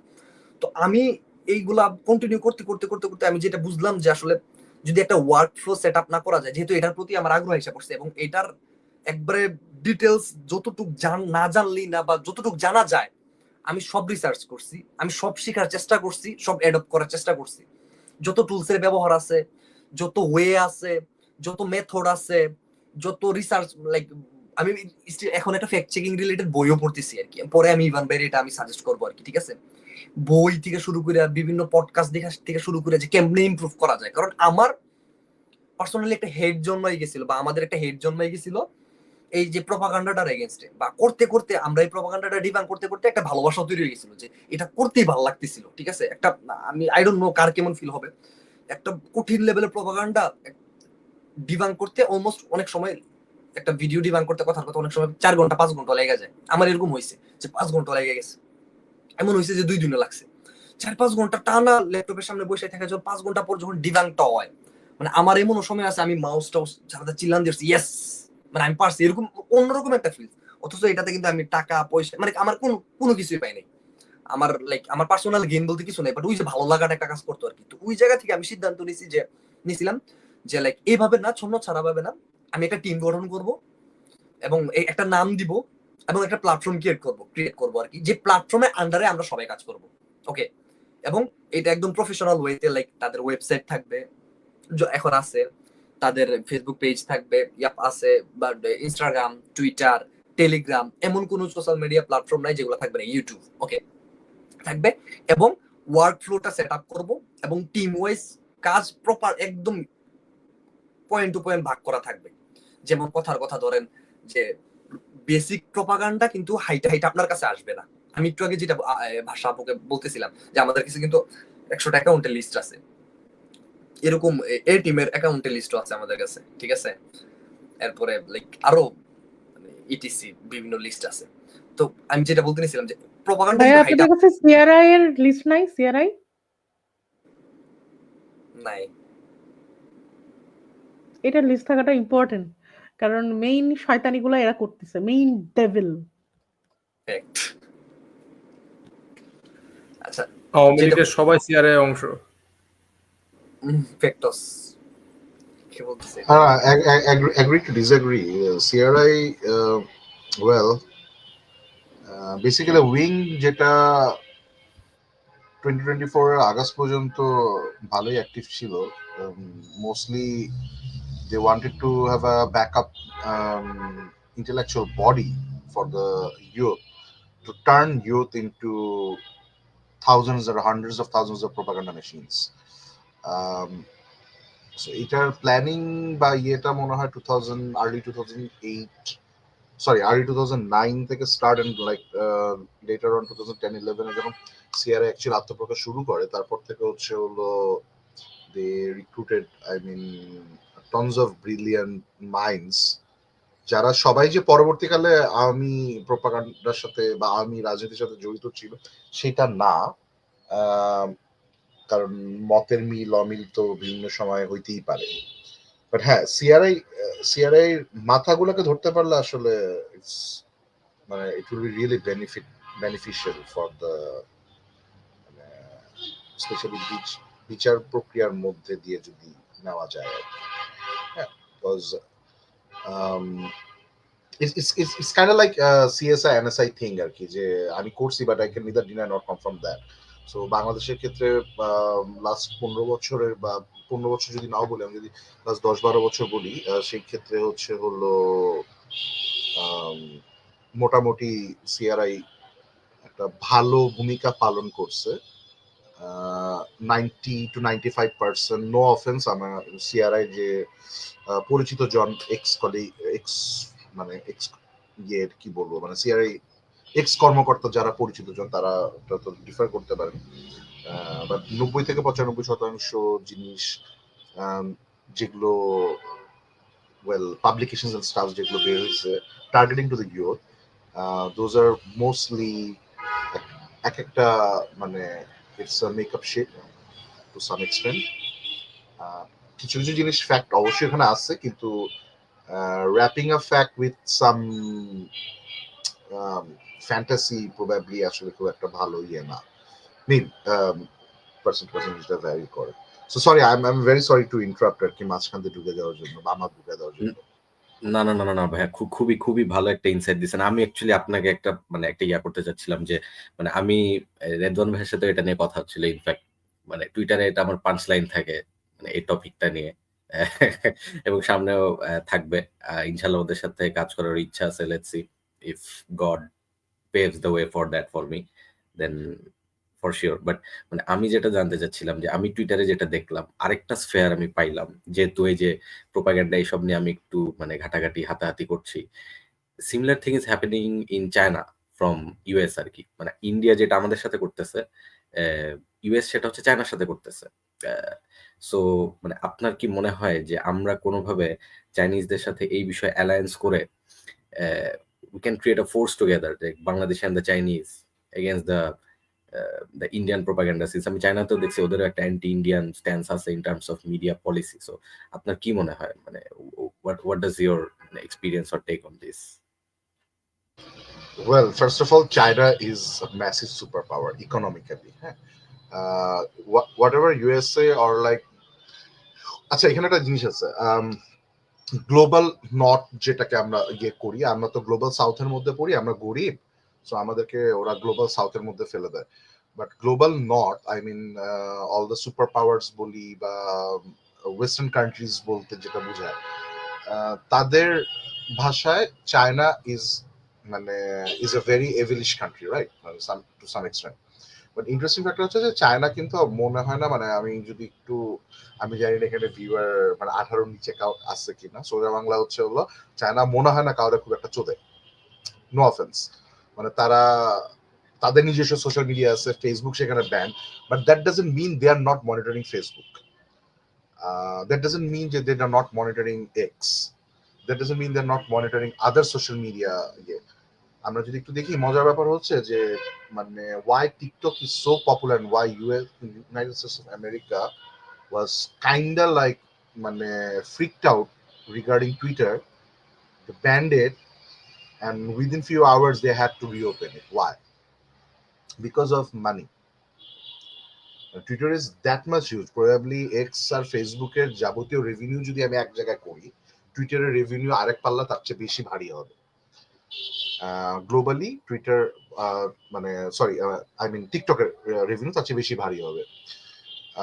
এন্ড মজার ব্যাপার হচ্ছে যে we are talking about Redwan is probably focusing x. আমি একটু পিছনে যাই, ওর কথা শুনছিলাম। First of all thanks for all those great things you have done during the July revolution. আর টুইটারের বা এক্স এর যে ইয়েটা আমাদের, আমি কেন ইনসাইটস বলতেছিলাম যে ইনসাইটস আমাদের আছে, আমাদের প্রতি বছর একটা ডিজিটাল রিপোর্ট নামে একটা অর্গানাইজেশনের আন্ডারে কিছু গ্লোবাল রিপোর্ট বের হয় যে সোশ্যাল মিডিয়া কতজন ইউজ করে, কিভাবে ইউজ করতেছে, কোন পার্টিকুলার কারণে বেশি ইউজ করতেছে। এটা একটা মজার ব্যাপার হচ্ছে, নিউজের জন্য probably 63 million person people, some percentage of people uses Facebook for gathering news, news চ্যানেলের হিসেবে। এইটার মেজরিটি আসে এই গ্লোবাল সাউথ থেকে, লাইক ইন্ডিয়া, বাংলাদেশ, পাকিস্তান, অন্যান্য সাউথ এশিয়ান কান্ট্রি গুলো থেকে। কেন তাহলে এক্সে এই পার্সেন্টেজটা যাচ্ছে না? একটা বড় রিজন হচ্ছে হলো যে এক্স, যেটা রেদন বলতেছিল যে 2013-14 সালে কেউ একজন খুলছিল, কারণ ওই সময় মাঝে মাঝে ইন্টারনেট একটু টুস করে বন্ধ করে দিত। পলক না থাকলেও তখন হচ্ছে যারা ছিল তারা একটু একটু করে হলো ফেসবুক বন্ধ করে দিত। এই জব্বার কাকু বেসিক্যালি বেশ কয়েকবার এই কাজ করছে। তো মানুষজন কিছু বিরক্ত হয়ে টুইটারে আমরা করছিলাম। আমার টুইটার এখনো 2011 সালে খোলা। And again reason is very right যে আমরা খুব অল্প দিয়ে একটা টুইট করে বের হয়ে গেছি। আমার লাস্ট টুইট মনে হয় WWE কে নিয়ে করা। সো বাংলাদেশের কিছুই ওই সময় থাকতো না। হ্যাঁ, আমাকে বড় করে লাভ নেই, well anyways, the thing is যে টুইটারে এই একটা ছিল যে টুইটারের ইন্টারফেসটা খুব একটু ছিল, tough to understand for people like us. For people like আস, বাংলাদেশে যেহেতু ছোট করতেছি না, আমরা খুব ইজি জিনিস পছন্দ করি, সাদা সাদা জিনিস হলে আমাদের খুব ভালো লাগে। টুইটারের জিনিসটা ছিল খুব লিমিটেড, আমরা অনেক কথা লিখতে পছন্দ করি। সো ফেসবুক যখন স্টার্ট করেছে তাহলে ছিল 420 character, Twitter had only 140 characters. So Facebook যখন 420-এর ওই ইয়েটা ভাঙ্গা দিয়ে তারা হলো যে নাও এখন রচনা লিখো, যা ইচ্ছা মানে লিখতে থাকো। টুইটার তখনও 140 ক্যারেক্টার্স লিমিটেড ছিল, 140 160 ক্যারেক্টার। ইভেন আমি যখন একটা ইউরোপিয়ান ইউনিয়ন ফান্ডেড একটা ন্যাশনাল প্রজেক্টের Bangladesh national project communication specialist হিসেবে কাজ করছি, আমি টুইটার ইউজ করতাম, মানে আমাদের অর্গানাইজেশনের জন্য আমার টুইটার ইউজ করতে হইতো। তখনও মনে হয় 240 ক্যারেক্টার্স অর 300 সাম ক্যারেক্টার্স এর মধ্যে লিমিটেড ছিল টুইটার। তখন এক্স হয় নাই, ইলন মাস্ক তখন কেনে নাই। সো কেনার পরে এটার লিমিটেশন একটু বের হয়ে গেছে। সো এখন এক্স অনেক ইন্টারেস্টিং।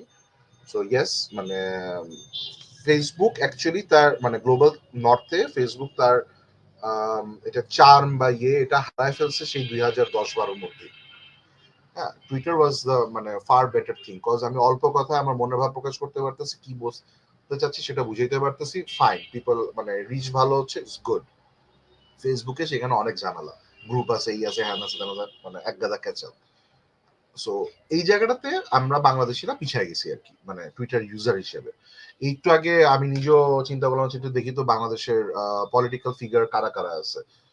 হাইয়েস্ট পলিটিক্যাল ফিগার পাইলাম হলো বিএনপির অ্যানি সাহেবকে, মানে ওয়ান অফ দোজ আর কি। তারেক জিয়া ভাই আছেন, হয়তো আর ইয়েরা আছেন, বা ইভেন বিএনপির যে ফেসবুক পেজ তাতেও মাত্র 77 পয়েন্ট সাম, মানে অ্যারাউন্ড 78K ফলোয়ার্স। সো একটা দেশের মানে one of the biggest political party, এখন তো মানে right now the biggest political party, মাত্র 77,000 মানে ফলোয়ার। দ্যাট টু আমি ড্যাম শিওর যে ওইটার মনে 70,000-ই হইতেছে হচ্ছে বিদেশি, মানে প্রবাসী মানুষজন, যাদের আর কিছু মানে সোশ্যাল মিডিয়ার অনেক ক্ষেত্রে রেস্ট্রিকশন আছে অথবা ইউজ করা আছে। সো অ্যাগেইন আমি যদি চায়নার দিকে মানে আমি জানি আমি ডিরেলড হয়ে গেছি কথাটা, যেটা ছিল যে চায়না কেন করবে না। China itself is a very super power, এবং আই বিলিভ যে ইউএসএ তার যতই প্রোপাগান্ডা চালাক না কেন, চাইনিজ পিপল আলটিমেটলি এটা নিয়ে খুব একটা বদার্ড না। One, Chinese economy is far stronger than any other countries in the world. Probably কয়েকটা কান্ট্রি মিলেও হয়তো তার ইকোনমি সমান সুপার পাওয়ারটা পাচ্ছে না যেটা চায়না পাচ্ছে। নাইলে অ্যাপেলের well hashtag American brand, hashtag one of the best brands, but everything is made in China. Even এই আমাদের প্রিয় ট্রাম্প ভাই, ওনার এই মানে একটা ক্যাপ ছিল, উনি যখন লাস্ট টাইম যখন উনি ছিলেন যে মেক আমেরিকা গ্রেট অ্যাগেইন, উল্টা করলে যে ট্যাগটা থাকে সে ট্যাগে লেখা আছে made in China. So that actually gives a picture or an image যে how strong China is economically. ইন্ডিয়ার সাথে চায়নার যে মানে সমস্যা সেটা বেসিক্যালি ভৌগোলিক কিছু ব্যাপার নিয়ে তাদের সীমানার আছে, যেটা ঝামেলা আছে। আর আমরা ইন্ডিয়ান মানুষজন এবং বাংলাদেশি মানুষজনের আমাদের একটা খাসত আছে, আমরা অ্যাকচুয়ালি অন্যদেরকে খোঁচাইতে খুব পছন্দ করি। হুদাকামে মানে আরেকজনের লেঞ্জায় পাড়া দিয়ে বিরক্ত করার একটা প্রবণতা আমাদের মধ্যে কম বেশি আছে। সো ইন্ডিয়ারও এই স্বভাবটা আছে এবং তারাও এই কাজটা প্রায় করে, হুদাকামে চায়নার লেঞ্জায় পাড়া দিতে চায়। বাট চায়নাও দুষ্ট আছে, কিন্তু চায়না কিন্তু এমন না ওদের কিন্তু মানে তিব্বত নিয়ে অনেক মানে বড় ক্যাচাল চলতেছে। আর চায়না যেহেতু মানে ইন্ডিয়া যেহেতু নেপালের একটা বড় অংশ নিয়ন্ত্রণ করে পলিটিক্যাল এবং সেই জায়গাটা থেকে হলো মানে চায়নার সাথে ইন্ডিয়ার একটা বেশ ভালো পলিটিক্যাল মানে ক্যাচাল আর কি। সো এখানে একটু ইন্টারাপ্ট করছি ভাই আমি। হ্যাঁ, please please please please. Main সমস্যা হলো যে মানুষ চাইনিজ ভাষা বুঝে না, এই কারণে ওদের ভাষাটা দেখা যায় না। না না, এখানে আরেকটা ইস্যু আছে, মানে ম্যান্ডারিন কিন্তু মানে right now Mandarin is one of the fastest মানে spreading language, specially second language হিসেবে।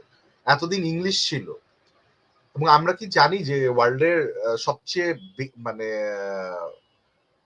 ইংলিশের পরে মানে সেকেন্ড হাইয়েস্ট ল্যাঙ্গুয়েজ কোনটা? It's probably Spanish. It's not even মানে এনি সরি আমি উল্টা বলতেছি, স্প্যানিশ ইজ দ্য লাইক মানে চাইনিজ এবং স্প্যানিশ দুইটা হলো ফার্স্ট এন্ড সেকেন্ডে আছে মানে অ্যাজ পার ল্যাঙ্গুয়েজ দেন ইংলিশের অবস্থা কিন্তু বেশ পরেই বলা যায়, কারণ গ্লোবাল পপুলেশন ইংলিশ করলেও মানে ইংলিশ স্পিকারের সংখ্যা কিন্তু খুব বেশি না। এবং অনেক কান্ট্রি অ্যাকচুয়ালি অফিসিয়ালি ইংলিশকে খুব একটা প্রাধান্য দেয় না, যেটা মানে আমরা হয়তো দিই, আমরা মনে করি যে ইংলিশ বলতে পারলে আমরা তো অনেক পশ। বাট ইন্টারেস্টিং ব্যাপার হচ্ছে যে জার্মানিতে গেলে দে হ্যাঁ আছে, মানে they know English, but they আমার জার্মান প্রবাসী বন্ধুরা আরো ভালো বলতে পারবেন, এবং তাদের কাছে যতটুকু শুনছি যে they don't actually entertain English. I had a Finnish friend, Philip Lampel, পারতপক্ষে ইংলিশ বলতে খুব একটা পছন্দ করে না। এইটা হচ্ছে হলো মানে বাইরের মানুষজনের গিয়ে, বা আমার বিদেশি ফিলিপিনো যে ফ্রেন্ডরা আছে তাদের সাথে আমার ইংলিশে কথা বলতে হয়, বাট তারা পারলে মানে আমাদেরকে উল্টা ফিলিপিনো শিখায় দেয় আর কি। হ্যাঁ, যে তোমরা মানে বলো ভাই এত ইংলিশ বলে কি হবে। এইটা একটা জিনিস যে আমরা আসলে মানে বাংলাকে আসলে এই অবস্থানে নিয়ে যাওয়া সম্ভব ছিল হয়তো, বাট এটা পারিনি। যেটা চাইনিজরা করতেছে যে আমার সাথে বিজনেস করতে হবে, you have to learn some Mandarin. Mandarin তুমি জানো না তোমার, মানে তাহলে আমি তোমাকে মানে he gets the upper hand to you know মানে সাপ্রেস ইউ। কারণ বিজনেসে তো লাস্ট ইয়েটা হচ্ছে হলো ঠিক আছে ফাইন, মানে নট নেসেসারিলি সবাইকে খুব সৎভাবে ব্যবসা করতে হবে, ব্যবসা করতে পারলেই হচ্ছে। যে কারণে হচ্ছে হলো মোরলেস এই ইউরোপিয়ানরা এবং ইয়ারা মাঝে মাঝে যে জায়গাটা বাধা খায় আর চাইনিজের সাথে ব্যবসা করতে, ইভেন আমরাও অনেক সাম এক্সটেন্ট। এইটা একটা জিনিস আর কি, যে মানে ল্যাঙ্গুয়েজ বেরিয়ার একটা বড় issue to be honestly speaking. So ম্যান্ডারিনটা আসলে আমাদের সবার একটু মানে শেখা উচিত। আমার ল্যাঙ্গুয়েজ, আমি কোন ল্যাঙ্গুয়েজ বাংলা ইংলিশ কিংবা স্প্যানিশ কোনোটাতেই ভালো না, সো আমার দ্বারা ম্যান্ডারিন শেখা হবে না। বাট আই মানে টু দ্য ইয়াঙ্গার অডিয়েন্স এবং to those who actually love to learn some new things, please do learn Mandarin. And Chinese literature is one of the finest in the world, trust me. আচ্ছা, আমি So একটু yeah, interrupt করি। ইনস্টিটিউটে আছে হচ্ছে Ivan আছে আর মোল্লা আজাদ আছে। Chinese course আছে, একটা ওপেন ইলেকটিভ নিতে হয়, ইউ ক্যান ডু দ্যাট। আমি করছিলাম। না না, এটাতেই আছে আমাদের এনএসইউ তে হচ্ছে আছে আপনার কনফিউশিয়াস ইনস্টিটিউট আছে। এন্ড আমি গতকাল ওদের একটা ইয়াতেও জয়েন করলাম, মানে রিয়েলি অ্যামেজিং পিপল, মানে মানে মানে দে রিয়েলি ওয়ান্ট টু মানে invest in terms of IT, health care, commerce and even ডিফেন্সে তো অলরেডি করে yeah, ফেলছে, yeah. যেটা করে ফেলছে এই যে পঞ্চগড়ে বলি, লালমনিরহাটে প্রবলি না, এখানে মেবি ওই যে সেকেন্ড লার্জেস্ট এয়ারবেস যে করলো সাউথ এশিয়ার, এটা কিন্তু চাইনিজ টেকনিক্যাল সাপোর্টেই করছে। হাসিনার টাইমে হচ্ছে এটা স্টার্ট হয়েছিল। সো মানে মানে মানে থ্যাংক ইউ সো মাচ, মানে হ্যাঁ অনেক মানে যা জানতে চাইছি এটার থেকেও বেটার বলছে, এবং আমি যেটা অ্যাকচুয়ালি কনভে করতে চাইছি এটার থেকেও বেটার ইনসাইটস অ্যান্ড মেসেজ হ্যাঁ actually gave it already. So big thanks. I think মানে we should actually right now in this like polarizing যে ওয়ার্ল্ডে আমরা আসছি, we should actually think of considering stuff with China actually, because the US মানে কি বলে এটাকে, সাম্রাজ্যবাদীর যে একটা ইয়া ছিল মানে হেজিমনি মিলিটারি ওয়েতে, I believe it's my personal take is US has lost the ground for it. এখন যেটা হবে সেটা হচ্ছে ইকোনমিক বা ডলার হেজিমনি মানে রিয়াতে হবে। ফায়ার পাওয়ার যদি হিসাব করি, ফায়ার পাওয়ার হিসাব করলে প্রবাবলি মানে ইউএসএ আগায় থাকবে, হ্যাঁ প্রবাবলি আগায় থাকবে। বাট মানে ওই যে বললাম যে একটা দেশ কিন্তু আসলে শুধুমাত্র মানে ফায়ার পাওয়ার মানে তার মিলিটারিকে দিয়ে হয় না। হ্যাঁ, যদি হইতো তাহলে পাকিস্তানের অবস্থা এই এখন যে ওদের ইকোনমিক সিচুয়েশন যেরকম বা ওদের মানুষজনের অবস্থা যেরকম, শিক্ষার হার যেরকম, এটা এরকম থাকতো না, তাই না? তাহলে অনেক বেটার ইয়েতে থাকতো। ইভেন আমরা যদি আফ্রিকান কান্ট্রি, অনেকগুলো কান্ট্রি আছে যেখানে হচ্ছে হলো স্বৈরশাসক এখনো আছে, তারা ওই তাদের মিলিটারি পাওয়ার দিয়েই ওয়ার্ল্ড মানে তাদের জনগণকে আগায় নেওয়ার চেষ্টা করতেছে হয়তো, কিন্তু পারতেছে না বিকজ অফ দ্যাট থিং যে শুধু মিলিটারি পাওয়ার দিয়ে হয় না। Economic power is the present and is the future. আমরা যদি বলতেছি AI is the future, this is something যে এআই কিন্তু ইকোনমি ড্রিভেন। হ্যাঁ, it takes money to run AI, right? মানে চ্যাটজিপিটি আমরা ফ্রিতে ইউজ করি, বাট চ্যাটজিপিটি কিন্তু অনেক মানে এই ধরনের এআই একটা মানে ইয়ে রান করা অনেক ব্যয়বহুল একটা কাজ। সো ভাই ইয়াতে চায়না তো এআই তেও দেখলাম রিসেন্টলি হ্যাঁ, একটা fantastic. DeepSeek is phenomenal apart from like if I ask আর কি what happened on Tiananmen Square আর কি। সো মানে ওয়েল ওই যে চাইনিজ সেন্সরশিপ তারা তাদের মতো করে সেন্সর করে, এটা থাকবেই, কিছু করার নাই। But yeah, DeepSeek is really good, trust me. মানে মানে আমি তো এখন কমিউনিকেশন মার্কেটিং এগুলো নিয়ে কাজ করতেছি, সো আমাদের মানে এআই কিন্তু খুব হেল্পফুল। মানে আমরা যদি বলি যে আমাদের চাকরি নিয়ে যাবে, এটা একটা মানে দিস ইজ সামথিং মানে we should not think, even বাংলাদেশে তো আরো চিন্তা করা উচিত না, কারণ এআই আমাদের একটা supporting tool. if we can use it properly, it's actually will benefit everyone, trust me. Even the politicians, those মানে একেবারে ট্রেডিশনাল পলিটিশিয়ান যদি তার স্পিচ লেখার জন্য মানে শেখ হাসিনা যদি তার লাস্ট এই যে ছাত্র জনতা টেলিগ্রামে দেওয়া ভাষণে স্পিচটা এআই কে দিয়ে লিখতো, আই থিঙ্ক মানে মানুষজন একটু হলে প্রশংসা করতো। নো অফেন্স, এই একই ঘিসাপিটা জিনিস শুনতে প্রবাবলি মানে সাধারণ মানুষ ইন্টারেস্টেড না, ইভেন তার দলের লোকজন ইন্টারেস্টেড না। ঠিক আছে, এটা না একটা বড় না, জিনিস। এটা ট্রু, এটা ট্রু। আমি এটা মনে করি, let's say if I was let's say Sheikh Hasina and I told যে রাজাকারদেরকে দিবে নাকি না, and the students are protesting, so now আমি হচ্ছে ডিপসিকে বা চ্যাট জিপিটিতে যাই হচ্ছে আই এম লাইক এরকম এরকম সিচুয়েশন, এখন এটাকে কন্ট্রোল করার জন্য কি স্পিচ দেওয়া যায়, একটা স্পিচ লিখে দাও। মানে বেটার একটা রেজাল্ট আসতো। that could be a possibility actually. That should be actually looked upon by আচ্ছা, the আমি politicians. একটা জিনিস বলতে পরে ভুলে যাব, একটু বলি। রেদওয়ানের সাথে আমি একদম সহমত পোষণ করতেছি, যেটা যে টুইটারে যদি আমাদের কমিউনিটিকে গ্রো করাইতে হয়, একটা জিনিস হচ্ছে হলো যে আমরা ফেসবুকে যেই প্রোপাগান্ডা দেখি, ফেসবুকে যে প্রোপাগান্ডা না মানে এনিথিং গ্লোবাল পলিটিক্স রিলেটেড আমরা ফেসবুকে যা দেখি বা যে আলোচনা হয় তার অ্যাকচুয়ালি 20 to 25 টাইমস বেশি টুইটারে হয়। Twitter is much more accessible, trust me. আমি এখানে ফেসবুকে ডিরেক্টলি ডোনাল্ড ট্রাম্পকে কিছু বলতে পারবো না, তাই না? মানে ট্যাগ করলেও এটা তার পর্যন্ত পৌঁছাবে না। বাট মজার ব্যাপার হচ্ছে টুইটারে কিন্তু পৌঁছানো সম্ভব। হ্যাঁ, মানে পোর্টাসকে টুইটারে পৌঁছানো সম্ভব। Same goes for like other ইয়েতে। সো মানে আমাদেরকে যদি ইয়ে করতে হয় যে গ্লোবালি যদি আরেকটু স্ট্রঙ্গার একটা পজিশনে আসতে হয়, we should actually start using মানে টুইটার। এবং এটা জাস্ট ওই খেলার ছলে হইলো যে আমি ইউজ করি just to like follow sports persons or like কি বলে প্রফেশনাল রেসলার্স কিংবা হচ্ছে হলো কমেডিয়ানস, ইয়ে হ্যাঁ এদেরকে ফলো করার জন্য আমি টুইটার ইউজ করি। সো এইরকম মানে অন্যরা যদি জাস্ট একটা ইন্টারেস্টকে ফলো করে, মানে ইট দে ক্যান অ্যাকচুয়ালি মানে anyone can learn a lot of things from Twitter, trust me. আবার ওই একই জিনিস যে ওইখানে প্রচুর পরিমাণে ব্যাকল্যাশ পাওয়ার সম্ভাবনা আছে। মানুষজন অ্যাকচুয়ালি মানে অনেস্টলি স্পিকিং মানে রেদওয়ান যেটা ও যে এক্সপিরিয়েন্স ফেস করছে, সিমিলার এক্সপিরিয়েন্স আমিও ফেস করছি ভাই। মানে ওরা অ্যাকচুয়ালি বাংলাদেশি কিংবা ইভেন মানে সাউথ এশিয়ান হলেও মানে সাউথ এশিয়ান অন্যান্য কান্ট্রিদের মানুষজনকে খুব একটু হইলেও ছোট করা ট্রাই করে বা ইয়ে করে। আবার at the same time there are like a lot of people who wants to know about our culture. So আমাদের অ্যাকচুয়ালি খুব ভালো সুযোগ আছে যে আমাদের কালচারকে এখানে আপলোড করা। আরেকটা প্ল্যাটফর্ম হচ্ছে রেডিট। তো রেডিটে ব্যাপারটা হচ্ছে খুব গুচ্ছগ্রামের মতো। হ্যাঁ, ছোট ছোট ছোট গুচ্ছগ্রাম আছে, এক গ্রামের বাইরে আরেক গ্রাম যায় না। কিন্তু টুইটারের সুবিধার মজাটা এটাই যে এক গ্রামের জিনিস আরেক গ্রামে যাইতে পারে। It's better platform. সো আমাদের মনে হয় actually it's high time we should মানে all shift to Twitter, cause সেক্ষেত্রে এই মানে ছাত্রলীগের প্রোপাগান্ডা বলি বা সিআরআই জেনারেটেড প্রোপাগান্ডা বলি কিংবা এখন মানে honestly speaking I am not to মানে happy what the current interim government is মানে not happy about many of their decisions. So এটা সমালোচনা করা একটা বেস্ট পোর্টাল, বেটার পোর্টাল হচ্ছে হলো মানে এক্স বা টুইটার আর কি। সো দ্যাট মানে একটা নাচ যাক, মানে মানুষজন বুঝুক, জানুক গ্লোবালি কি মানুষজন চিন্তা করতেছে।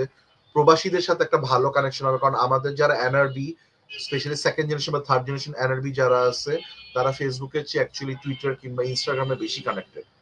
So if we want to reach them, if we want to share our voice with them, then this is the platform and this is high time actually. And thanks to Redwan for pointing it out. Thank you so much. আমি এই কারণে এটা actually করতে চাইছিলাম, because আমি ফার্স্টে তাদের সাথে এঙ্গেজ করি নাই রেদওয়ান ভাইদের সাথে। ফার্স্ট আমি জাস্ট স্পেসে মানে I use to listen to them what are this guys up to, একটা স্কেপটিসিজম নিয়ে আমি হচ্ছে তাদেরকে অ্যাপ্রোচ করছি। But then I saw what they are doing, their communities and the people they have reached out to. So with that saying big kudos to মানে রিদওয়ান ভাই এবং আমি তিনজন দেখি কমেন্ট করছে, একজন লিখছে রিদু ভাই বিগ ফ্যান ব্রো, এক আপু কমেন্ট করছে। সো দ্যাটস রিয়েলি গুডই। আমাদের রিদওয়ান ভাইয়ের খুবই কি বলে এটাকে appreciator আছে। So with that saying, we are almost at the end of today's live session, but what I want to do is আমি রেদওয়ান ভাইয়ের কাছে একটা এন্ডিং চাচ্ছি with that saying যে a message being thrown to the young generation, especially যারা active আছে ফেসবুকের Ivan, মধ্যে। তার আগে আমরা একটু মোল্লার কাছ থেকে কথা শুনবো। ও আচ্ছা, মোল্লা ভাই আছে। মোল্লা বাকি হয়ে গেছে। হ্যাঁ, আমি দুইটা করতেছিলাম। I am really sorry. Molla আছো ভাইয়া? জি আপু, এনি কোশ্চেন? এখন আমরা বাংলাদেশের বর্তমান যে পরিস্থিতি দেখতেছি, ধানমন্ডি 32 ভাঙার পর, আমি জানি এখানে অনেকেই ধানমন্ডি 32 ভাঙার পক্ষে বিপক্ষে অনেক যুক্তি দিতে পারেন।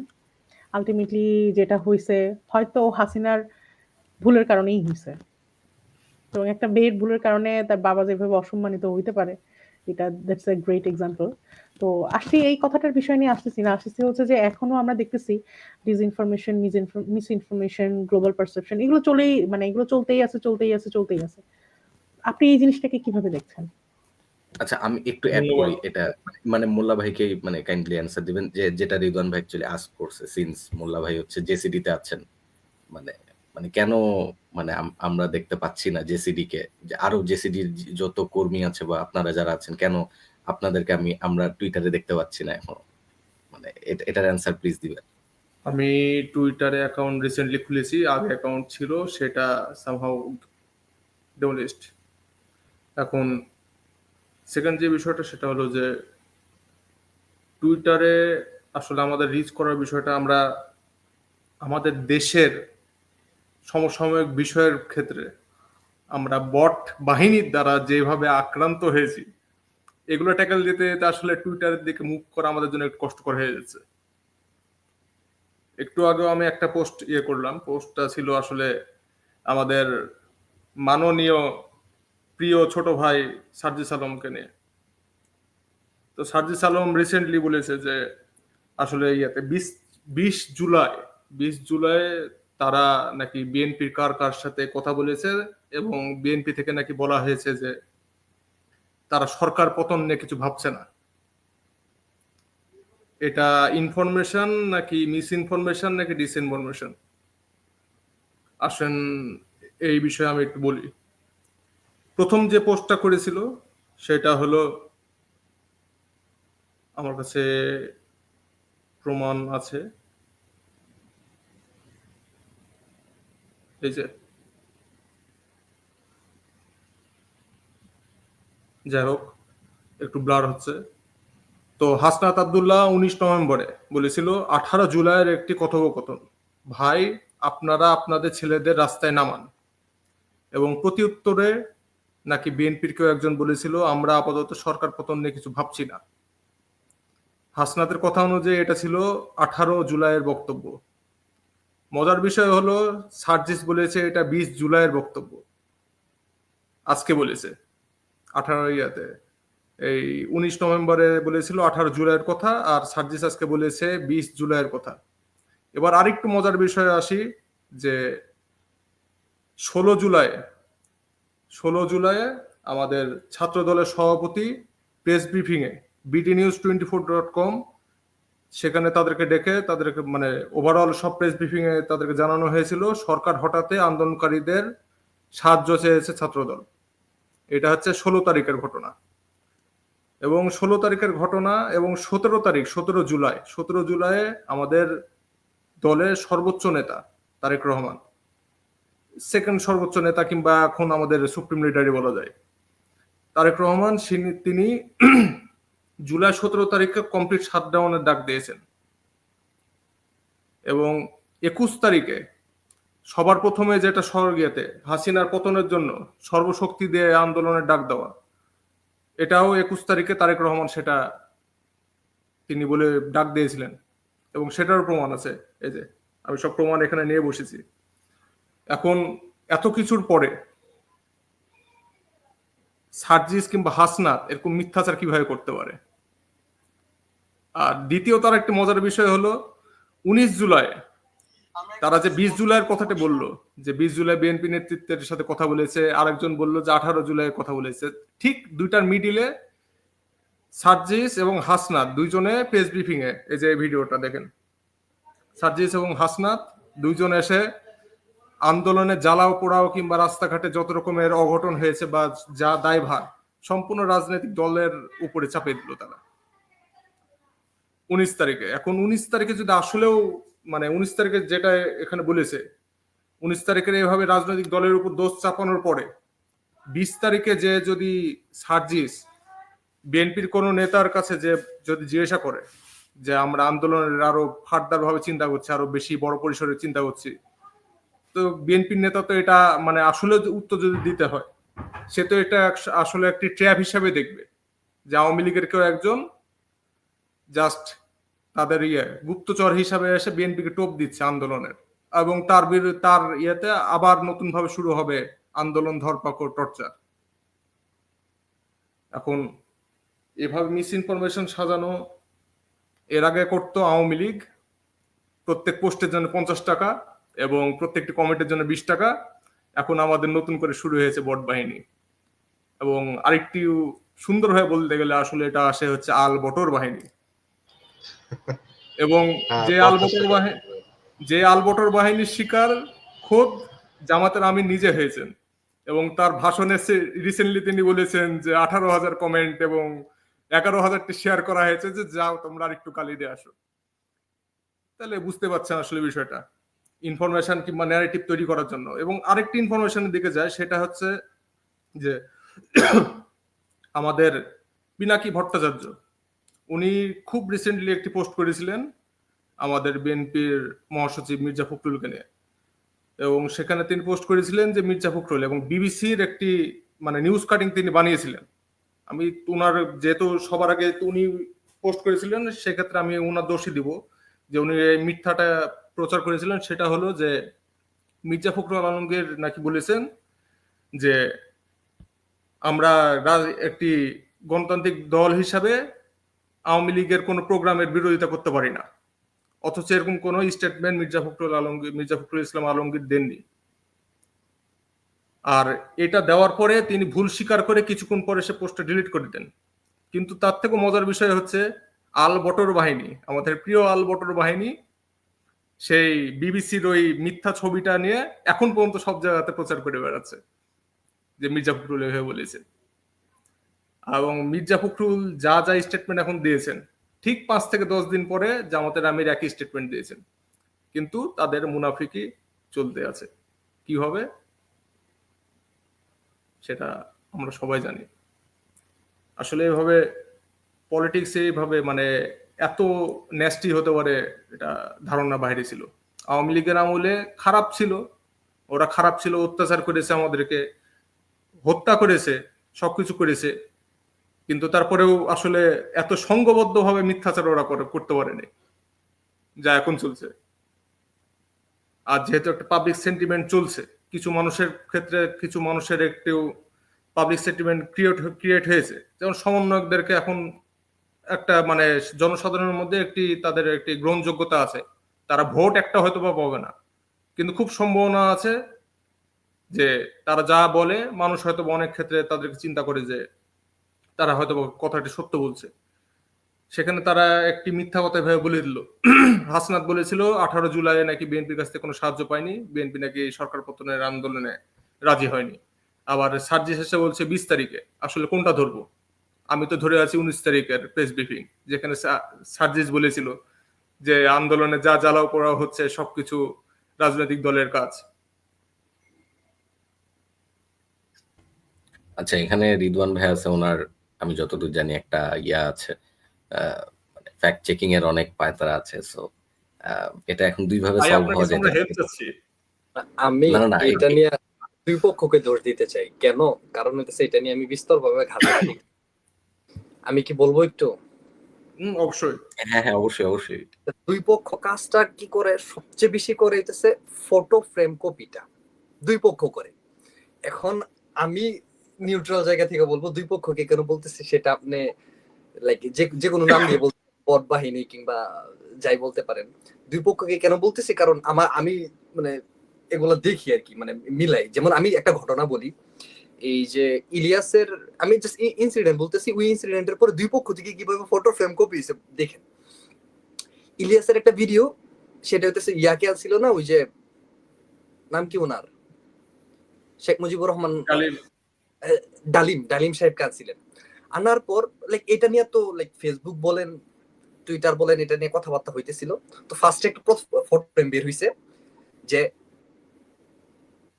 1971 সালে জামাত ইসলামের অবস্থান নিয়ে ডালিমের বক্তব্য, মেজর ডালিমের বক্তব্য যে জামাত ইসলামকে 1971-এ কোনো যুদ্ধ অপরাধমূলক কাজ কিংবা ব্লা ব্লা এগুলোর সাথে যুক্ত হতে দেখি নাই, মানে একটা সার্টিফিকেট দিয়ে দিছে আর কি, যে জামাত হইতেছে লাইক ওই টাইমে কোন ওই টাইপের কাজের সাথে যুক্ত ছিল না, মানে এরকম একটা স্টেটমেন্ট, একটা ফটো ফ্রেম কিসের, চ্যানেল 24 এর মেবি, ঠিক আছে, হুইচ ইজ ফেক, মানে জামাত নিয়ে কোনো কথাই বলে না এটা। ওকে, তো এটা বানাইছে কারা? জামাতের পন্থীরা। আমি আমি বলি এই ফটো ফ্রেমটা ধুমা চলে মনে করেন চলতেছে, ঠিক আছে, কারণ পুরা ইন্টারভিউটা আমি দেখছি। তো দেখার পরে মানে আমি তো জানি যে এইটুকু কোনো কথাই বলা হয় না। আমি আবার ঢুকলাম, ঢুকে সেটা আমি দেখার চেষ্টা করলাম, এবং আমি আমার আরেকজন টিমমেট আছে তাকে লাগাই দিলাম যে তুমিও দেখো যে জামাত রিলেটেড কোন কথাবার্তা হয়েছে কিনা, যে জামাত কি যুদ্ধ অপরাধী না, বা যাই হোক না কেন, ঠিক আছে, সেটা নিয়ে ডিবেট হোক বা ন্যূনতম আলোচনা হয়েছে কিনা, কোনো কথাই হয় নাই। আচ্ছা, ঘন্টা খানেক পর আরেকটা ফটো ফ্রেম বের হইছে, ঠিক আছে, যে ফটো ফ্রেমে ডালিম হইতেছে জামাতকে দোষারোপ করতেছে। মানে আমি বুঝাইতে পারছি, মানে বলতেছে যে জামাতের এই 1971 নিয়ে সেটা ক্ষমা চাওয়া উচিত জাতির কাছে। এই বক্তব্য ডালিম সাহেব দেয় নাই। ওইটা বের হইছে মেবি লাইক আমাদের এই একটা জুলাই আগস্টের সময় যমুনা টিভির একটা ফটো ফ্রেম বের হইছে, ঠিক আছে। তো দুই পক্ষ থেকে দুইটা ফটো ফ্রেম বের হইছে এবং ধুমসে প্রচারণা চলতেছে, সেটা টেলিগ্রাম বলেন, ফেসবুক বলেন, টুইটার বলেন, ঠিক আছে। এবং বিশেষ করে সবচেয়ে বেশি ফটো ফ্রেমটা ইউজ হয়, আমি যতটুকু খেয়াল করে দেখলাম, মির্জা ফখরুল সাহেবের এগেইনস্টে। আমি নিজে ফেক্ট চেক করছি, এরকম 8টা ফটো ফ্রেম, ঠিক আছে, এই লাস্ট কয়েক মাসের মধ্যে বলতেছে 8টা ফটো ফ্রেম, যেই সকল বক্তব্য ফখরুল সাহেব দেনই নাই, মানে ফখরুল সাহেব মুখ দিয়ে সাউন্ডই করে নাই এরকম বক্তব্য। যেমন একটা হইতেছে, আচ্ছা আমি ভুলে গেছি, সরি আসলে, হ্যাঁ সমস্যা নাই, এত হিউজ লেভেলের ট্র্যাশ মাথার মধ্যে ঢুকবে না, থাকবে না। মানে একটা হইতেছিল এরকম যে, আচ্ছা একটা স্টেটমেন্ট এরকম ছিল যে আওয়ামী লীগ একটা কর্মসূচি দিছিল, ঠিক আছে, এবং আওয়ামী লীগের কর্মসূচির সাথে উনি লাইক সহমত প্রকাশ করছিলেন যে ওরা দিছে, আমাদের এতে কোনো আপত্তি নেই, বা এরকম একটা মিসলিড টাইপের, এই টাইপের কোনো স্টেটমেন্টই দেয় না। এবং ওই ফটো ফ্রেমের মধ্যে যে ছবিটা ইউজ করা হয়েছে, সেই ছবিটাতে বরং উনি, মানে যে ছবিটা ইউজ করা হয়েছে, ওই ইন্টারভিউটা আমি ঘাটায় দেখলাম, এবং পুরো ইন্টারভিউটা দেখলাম, ওই ইন্টারভিউতে উনি লাইক এই যে ইন্ডিয়ান গভর্নমেন্ট আছে, গভর্নমেন্টের সমালোচনা করছিল বা নির্বাচন রিলেটেড কথাবার্তা বলছিল, ঠিক আছে। এবং এই যে ইন্টারভিউটা আওয়ামী লীগের কর্মসূচি দেওয়ার আরো মিনিমাম 2 সপ্তাহ আগে, আমি জাস্ট উদাহরণস্বরূপ বললাম আর কি। এরকম আমি 7 থেকে 8টা ফখরুল সাহেবের বের করছি, যে ফখরুল সাহেবের বক্তব্য, কথার কথা, একটা ফটো ফর্ম, মনে করেন সিল তো মেরে দিলি সারে, যমুনা টিভির সিল মেরে দিছি, বিবিসি সিল মেরে দিছি, দ্যাট মিন্স মানে মানুষ ভাবে যে ও এটা তো নিউজ হয়ে গেছে, ঠিক আছে। এবং এত সূক্ষ্মভাবে ফটো ফ্রেম গুলো দুই পক্ষ থেকে, আমি আবার বলতেছি দুই পক্ষ থেকে কিন্তু কপি হয়, ঠিক আছে। আমি লাইক উদাহরণস্বরূপ হিসেবে ফখরুল সাহেবের কথা বললাম, বা অনেক সময় ইয়ারটা হয় যে জামাতের আমির সাহেবের নাম আমি বারবার ভুলে যাই, মেবি শফিকুল সাহেব, ঠিক আছে, হ্যাঁ হ্যাঁ, ওনার থেকে আমি যদি তুলনা করি ফখরুল সাহেবের এগেইনস্টে বেশি হয়, মানে যদি আমি like person to person like তুলনা করতে যাই। এবং এটা এত সূক্ষ্মভাবে এটা এডিটটা করে, এবং এডিটটা করার ক্ষেত্রে কি করে আমি বলি, ফটো ফ্রেম মানে ফুল ফটো ফ্রেমটা নিয়ে নেয়, কথার কথা, যদি বিবিসির ফটো ফ্রেমটা, আমি এখন যেটা বলতেছি এটা হচ্ছে বিবিসির আর কি, ঠিক আছে। যে আমি এটা যদি দেখাই, সরি, এই যে ফখরুল সাহেবের এটা ফেক্ট চেক করছিলাম আমরা সপ্তাহখানেক আগে মেবি। তো বিবিসির ফটো ফ্রেম পুরোটা নিয়ে নিবে, জাস্ট টেক্সটার জায়গায় চেঞ্জ করে দিব, ঠিক আছে, কালার লাল রেখে টেক্সটার জায়গায় চেঞ্জ করে দিব, আর ছবিটা চেঞ্জ করে দিব, বাকি লোগো টোগো হুবহু সেম, এবং মানুষ লিটারালি বিশ্বাস করে।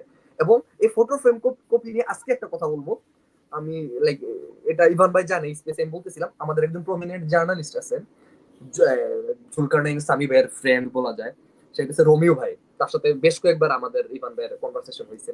এই বান্দা আজকে কি করছে, সমকালের একটা ফেক ফটো ফ্রেম আপলোড দিয়ে দিয়েছে টুইটারে। মানে উনি কিন্তু প্রমিনেন্ট, চিনার কথা, জোস জার্নালিস্ট একটা, ঠিক আছে, নিউজ কাজ করছে এবং বাংলা আউটলুক থেকে শুরু করে আল জাজিরা থেকে শুরু করে সব জায়গায় কাজ করা হয়ে গেছে এই বান্দার।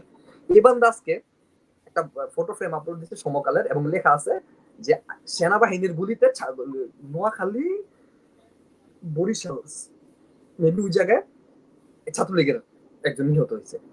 অথচ এই নিউজ সমকাল করেই নেই। ফটো ফ্রেম আসা তো দূরের কথা, একটা নিউজ পোর্টাল সর্বপ্রথম কিন্তু নিউজটা পাবলিশ করে, তারপরে না ফটো ফ্রেম করে সেটা তাদের ফেসবুক পেজে আপলোড করে, তাই না? তারপর কমেন্টে লিঙ্কটা দিয়ে দেয়, এরকম একটা কিছু। ফটো ফ্রেম তো দূরের কথা, এই টাইপের কোনো নিউজই পাবলিশ হয় না এবং কেউ মারা যায় না। হ্যাঁ, অথচ উনি কিন্তু প্রমিনেন্ট জার্নালিস্ট, উনি ফ্লো থেকে এটা টুইট করে দিছে। টুইট করে দেওয়ার পর যখন লাইক ফ্যাক্ট চেক হইলো, তারপরে তো পোলা পানি ফ্যাক্ট চেক দিয়ে সেটা লাইক ওনারে খোঁজাইতেছে কি আপনি প্রপাগান্ডা ছড়াইতেছেন হ্যান তেন, এরকম তো কিছু মারা যায় নাই। পরে পরবর্তীতে উনি যদি এটা ডিলিট করে দিছে।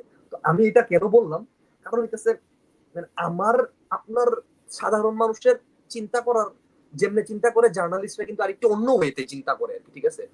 বা বা বা কথার কথা প্রপাগান্ডা রিলেটেড, আমি যাই কিনা গেল, আমি সবকিছুর সন্দেহ করি। আমি সবকিছুর সন্দেহ করি, আমি 100% এটা ফেক। আমি ফেক ভাবলে আমার উপর কোশ্চেন আসবে, আমি চেক করতে যাবো, দেখা যায় যে লাইক আমি 10টারে যদি ফেক ভাবি, দেখা যায় যে 7টাই রাইট হয়। ইট ডাজন্ট ম্যাটার, বাট 3টা তো রং হয়, ওই 3টার বের করার জন্য আমি সবকটাই রং ভাবি আর কি। তো উনি একজন জার্নালিস্ট প্রমিনেন্ট, উনি ধরতেই পারে নাই যে ফটো ফ্রেমটা লাইক ফেক হইছে এবং উনি সার্চই করে নাই। কথার কথা, আমি যদি সার্চ করি সমকালের নিউজ পোর্টালে গিয়ে সেরা যে এরকম যে আজকের যা যে ক্যাপশনটাই দেওয়া আছে, ফটো ফ্রেমে যে ক্যাপশনটা আছে, এটা গুগল করলে কিন্তু ডাইরেক্ট নিউজ এসে পড়ে। এটাও করে নাই, উনি না করে ডাইরেক্ট টুইট করে দিয়েছে টুইটারের মতো একটা প্ল্যাটফর্ম, ঠিক আছে? তো ধুম মানুষ এখন পচাইতেছিল। তো মানে এটা আমি বলছি এই কারণে যে ধরা যায় না, মানে আপনি বুঝতেই পারবেন না যে ফটো ফ্রেমটা এত জোস ভাবে লাইক কপি করে। এবং ফটো ফ্রেম কপি করাটা খেলাটা শুরু হয়েছে বিশেষ করে এই যে আমাদের যে বর্তমানে আওয়ামী লীগ যে আমি সাইডে রেখা দুই রাজনৈতিক দলের যে সোশ্যাল মিডিয়া প্ল্যাটফর্ম গুলার অ্যাক্টিভিস্ট বলি বা যাই বলি না কেন, আমি বট বলি বা যাই বলি না কেন, এই যে ওয়ার্ডটা চলে না, এই জায়গা থেকে তো হিউজ পরিমাণে ইউজ করা শুরু হয়েছে। অফকোর্স আপনি বলতে পারেন যে এক পক্ষ বেশি ছড়ায়, এক পক্ষ কম ছড়ায়, বাট ছড়ায় দুই পক্ষ থেকে। এবং এটার সূক্ষ্মভাবে ইউজ করে দুই পক্ষ আর কি। মানে এই ফটো ফ্রেমটা, মানে ফটো ফ্রেম নিয়ে যে প্রপাগান্ডাটা, এটা সবচেয়ে বেশি চলতেছে। আওয়ামী লীগ কি করে, আওয়ামী লীগ কথার কথা টিকটক থেকে একটা ভিডিও ডাউনলোড দিবে, বা ইন্ডিয়ানদের ওরা কেমন প্রপাগান্ডা ছড়ায় আমি আপনার বলি। টিকটক থেকে একটা ভিডিও ডাউনলোড দিবে, গ্যাঞ্জাম হইতেছে, বা মনে করেন যে মান্দাত্তার আমলে গ্যাঞ্জাম হইছে, ঠিক আছে, ভিডিও গোলা যেন ফ্যাক্ট চেকাররা খুঁজে না বের করতে পারে। ভিডিওর কোয়ালিটি যত খারাপ হবে, এটার মেইন সোর্সে পৌঁছাইতে তত টাইম লাগবে। ভিডিওর কোয়ালিটি যত ভালো হবে, এটার মেইন সোর্সে পৌঁছানো তত ইজি হবে। একবার হাই কোয়ালিটির ভিডিও মাত্র কথার কথা 30 সেকেন্ড লাগে একটা ভিডিও ফ্যাক্ট চেক দিতে। বাট যত কোয়ালিটি কথার কথা মনে করেন যে বিশ্রী কোয়ালিটি, 1 দিন 2 দিন পর্যন্ত লেগে যায় এটা মেইন সোর্সে পৌঁছাইতে। তো ওরা কি করে পুরান ভিডিও আপলোড দেয়, চেহারা বোঝা যায় না, কিচ্ছু বোঝা যায় না, কাপড়ের রং বোঝা যায় না, ঠিক আছে, কথা শোনা যায়, ওগুলো আপলোড দেয়। বা পুরান ছবি আপলোড দেয়, ঠিক আছে। বা লাইক আন্দাগুন্দা একটা ইনসিডেন্টের কথার কথা ছাত্ররা ওই যে ইয়ার সময় মোল্লা কলেজ ভার্সেস ইয়ার, আমি একটা প্রপাগান্ডার বলে দিই, মোল্লা কলেজ ভার্সেস ইয়ার সময় যে গ্যাঞ্জাম হয়েছিল, একটা কবি নজরুলের একটা ছেলের পিটাইতেছিল, ওইটারে লাইক হিন্দু নির্যাতন বলে চালাইছে ইন্ডিয়া, আর আওয়ামী লীগ ওরা চালাইছে যে লাইক ছাত্রলীগের পোলা নাকি মারতাছে, ঠিক আছে, পরীক্ষার হল থেকে বের করে সেরে, মানে দুইজন দুই দিকে নিয়ে। হ্যাঁ, এটা আর কি ওরা ভিডিও বা ক্লিপ এগুলো মিসলিড করে বা ভাবে ছড়ায় আর কি। বাট আমাদের বর্তমানে এক্সিস্টিং যে দুইটা রাজনৈতিক দল আছে, এই দুইটা রাজনৈতিক দলের পক্ষ থেকেই ফটো ফ্রেমের খেলাটা জোস ভাবে চলতেছে আর কি। তো এইটা থেকে আমি আসলে যারা আমাকে দেখতেছে বা এই জায়গায় আছেন তাদেরকে একটা রিকোয়েস্ট করব, বিশেষ করে ফটো ফ্রেম যখন আপনি অন্যান্য third party page, account, Twitter handle, anywhere যে কোনো জায়গায় দেখবেন, প্রাথমিকভাবে এটা বিশ্বাস না করে, একবার শুরুতেই এটা বিশ্বাস করি না, ঠিক আছে? কারণ ফটো ফ্রেম লাইক বানানো ইজ টু ইজি এখন বর্তমানে বসে, লাইক এক ক্লিক আমি বসে ল্যাপটপে বসে বানাই দিব। আমি বলে দিলাম যে ইভান ভাই হইতাছে এক্স ছাত্রলীগ এবং তার নামে হইতাছে এই মামলা আছে, ঠিক আছে, তাকে আজকে পুলিশ কি বলে যৌথ বাহিনী ধরে নিছে, ঠিক আছে, ডেভিড ইভান ভাইয়ের ছবি লাগাই দিলাম, শেষ, ধরা মারা কিন্তু খাই গেল সে। আমি মানুষ বিশ্বাস করে ফেলায়, শেয়ার দিতে থাকে, লাইক কমেন্ট করতে থাকে, বলে যে সে হইছে হেন হইছে তেন হইছে। বাট এগেইন মানে এটা থেকে একটু দূরে থাকেন। যদি থার্ড পার্টি কোনো জায়গায় দেখেন, কথা কথা সমকালে না, এই ক্ষেত্রে সমকালে দেখেন, তাইলে বিশ্বাস করেন। এই ক্ষেত্রে আমি খুব সাবধান। বাট আমি সাবধান, এই ক্ষেত্রে আমি খুবই সাবধান, এবং পার্টির হিসাবে আমি এতটুকু এনশোর করতে পারি যে আমাদের পার্টি থেকে ওদের যেমন ফুল একটা বাহিনী আছে, ফোর্স আছে, বট বাহিনী, আমাদের ওরকম এখন পর্যন্ত ওরকম বট বাহিনী নাই। তবে কিছু বদমাস পোংটা সাপোর্টার আছে যারা বানালে বানাতে পারে, হুম হুম, এটা অস্বীকার করছি না। না, কিছু আছে দেখা যাচ্ছে যে একটুখানি বানালো, আবার কেউ আরেকজন আছে যে একটুখানি ওইভাবে বুঝে না, ওইটা দেখে আরেকটু শেয়ারও করলো, এরকম হতে পারে। হুম, কিন্তু আমাদের একদম সুসংগঠিত একটি পার্টি থেকে একটি পার্টির নির্দেশে, হাইকমান্ডের নির্দেশে একটি বট বাহিনী চালাবে, এরকম বিএনপির আসলে নাই। এটা সত্যি কথা, এটুকু আমি এনশোর করতে পারি। বাট ওই যে আমি বিশ্বাস ফখরুল করা না করা ইয়ে। মায়া লাগে আর কি। আমি মেবি ইভান ভাইকে একদিন বলছিলাম যে ওনার জন্য মাঝে মধ্যে মায়া লাগে। ফখরুল সাহেবের অনেক স্টেটমেন্টের সাথে আমি এগ্রি করি না, আমি যদি আমার পার্সোনাল ওপিনিয়ন, যদিও আমি ওই জায়গায় যাইতেছি না, অনেক সময় আমি এগ্রি করি না, বাট এই বান্দার জন্য আমার মায়া লাগে, কারণ যে শুধু লেভেলে আপনার শুধু এগ্রি আপনার না, কিছু বিষয়ে আমিও এগ্রি না করতে পারি। এবং উনি বেশ কিছু ক্ষেত্রে বলেও দেন যে এটা আমার পার্সোনাল ব্যক্তিগত মতামত, এবং সবকিছুর বাইরেও, এর বাইরেও যেটা আসলে সত্য সেটা যদি আমার কাছে খারাপ লাগে, আমি নিজেও সমালোচনা করি, আমি সমালোচনা করেওছি। বাট খারাপ লাগে ওনার জন্য, এটুকু অধিকার আমার আছে, পার্টি আমাকে দিয়েছে, ফিউচারে কি হবে সেটা জানি না। কিন্তু সেকেন্ড যে বিষয়টি আসে যে মিথ্যা তো আমি সাপোর্ট করি না। আপনি একজন মানুষের বিরুদ্ধে কেন মিথ্যা বলবেন? এবং একটা মানুষের বিরুদ্ধে আলটিমেটলি কেন মিথ্যা ছড়াচ্ছেন? এবং আর আপনারা চালাচ্ছেন আবার ইসলামের নামে। মিথ্যা কিভাবে সাপোর্ট হয়? এভাবে জান্নাতে যাবেন সম্ভব? মানে এগুলা করে কিন্তু আই মিন লাইক প্রপাগান্ডা দিয়ে কিন্তু আপনার ক্যারেক্টার অ্যাসাসিনেট করা ইজ টু ইজি। মানে যে সমন্বয়ক রাফির ক্ষেত্রে যে ঘটনাটা ঘটছিল সেম ওই ধরনের আর কি। মানে এখন আবার ওই যে আওয়ামী লীগের কিছু নিউজ পোর্টাল আছে, লাইক একটা ডোমেন কিনা ইজ বাই টু ইজি। ঠিক আছে, আপনার কাছে $5 থেকে $60 হইলেই আপনি একটা ডোমেন কিনে ফেলাইতে পারবেন। তো এটাও একটা সাজেশন থাকবে যে আসলে লাইক আপনি যখন কোন ডোমেনের নিউজ পোর্টালে লিংকে ক্লিক করে নিউজ দেখবেন, একটু যাচাই বাছাই করা উচিত। আর লাইক প্রমিনেন্ট যেই ডোমেন গুলো আছে কিংবা লাইক নিউজ পোর্টাল গুলো আছে, এগুলা ছাড়া এই বিষয়ে একটু ইন্টারাপ্ট করি ভাইয়া। প্রথম যে ইনফরমেশনটা, ওটা কিন্তু কোনো নিউজ পোর্টাল ছড়ায়নি। প্রথম ইনফরমেশনটা ছড়িয়েছিল সেটা কিন্তু ডিজেফাইয়ের পেজ ছিল, ফেসবুকের একটা পোস্ট ছিল, জাস্ট ফেসবুকের পোস্ট ছিল, এবং ওটা কিন্তু অরিজিনাল কিন্তু ডিজেফাইয়ের পেজ। ওরা ওইখান থেকে ফার্স্ট ন্যারেটিভ ক্রিয়েট করার চেষ্টা করে। আর এটা কিন্তু অনেক আগের, মানে যখন নিউজটা পাবলিশ হয়েছে হ্যাঁ, এবং ফেসবুকের পোস্টটা, এই দুইটার মধ্যে কিন্তু মানে টাইম ডিসটেন্স হিউজ। ঠিক আছে, লম্বা একটা সময়, মেবি 2 মাসের একটা গ্যাপ আছে আমি যদি ভুল না করি, মানে ফেসবুকের পোস্টটা এবং নিউজটার মধ্যে। রাফির ক্ষেত্রে ফুল আমি বলতে পারবো না, তবে আমার দেখা অনেক সমন্বয়কই আসলে জড়িত। মেবি আর এরা যেভাবে মানে ওপেন চ্যালেঞ্জ করে যে একটা যদি প্রমাণ দেখাতে পারেন, আমি আজকে এই ছেড়ে দেবো, এই ছেড়ে দেবো, এইভাবে যে এটা প্রমাণ করে, আসলে পলিটিক্সে যে ঢুকে কিংবা যে খায় সে কি প্রমাণ রেখে খাবে?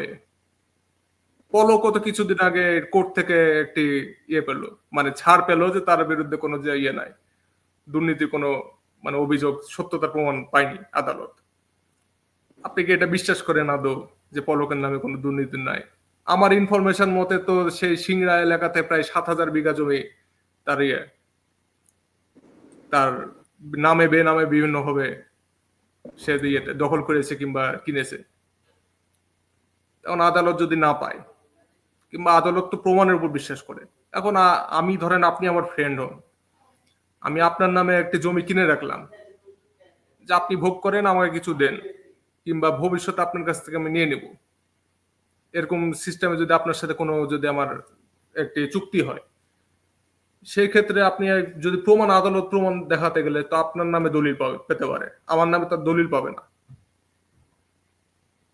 এখন রাফি ভালো কি খারাপ সেটার দিকে আমি যাচ্ছি না, তবে সত্যি কথা যে অনেক সমন্বয় কি, যেমন আমি যে স্কুলে পড়ি বললে ভুল হবে, সরি, যে স্কুলে পড়তাম, রাজশাহী কলেজিয়েট স্কুল, এবং এটি বাংলাদেশের সবচেয়ে পুরাতন স্কুল, 1828 সালে তৈরি। এবং এই সরকারি স্কুলে, রাজশাহী 4টা সরকারি স্কুলে, মানে বয়েজ 4টা সরকারি স্কুলে একসাথে আগে অ্যাডমিশন পরীক্ষা হতো। সেটা এই করোনার সময় থেকে সেটা এখন নিচ্ছে হচ্ছে দ্বারা, লটারির দ্বারা।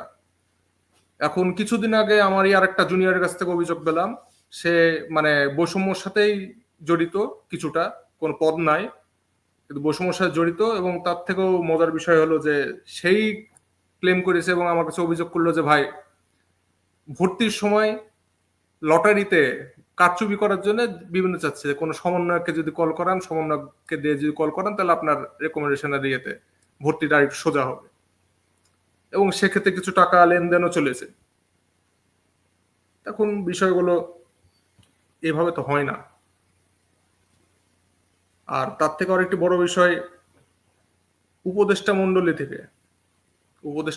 থেকে কোনো একটি উপদেষ্টা, সেখান থেকে পলিটিক্যাল পার্টিদের কাছে ইনফরমেশন দেওয়া হয়েছিল, মানে ছাত্র উপদেষ্টা, কোন উপদেষ্টা সেটা নাম বলবো না, সেখান থেকে পলিটিক্যাল পার্টিদের কাছে ইনফরমেশন পাঠানো হয়েছিল কি যে ভিতরের অবস্থা খুব একটা ভালো না, আপনার পলিটিক্যাল পার্টিরা যত তাড়াতাড়ি নির্বাচন নিতে পারবেন তত তাড়াতাড়ি আপনাদের এবং দেশের জন্য ভালো। এটা সেখান থেকে ইনফরমেশন দেওয়া। এখন সেই সমন্বয়কদেরকেও দেখি যে বিএনপির এগেনস্টে বলতে যে বিএনপি নাকি নির্বাচন নিয়ে পাগল হয়ে যাচ্ছে। আসলে হয়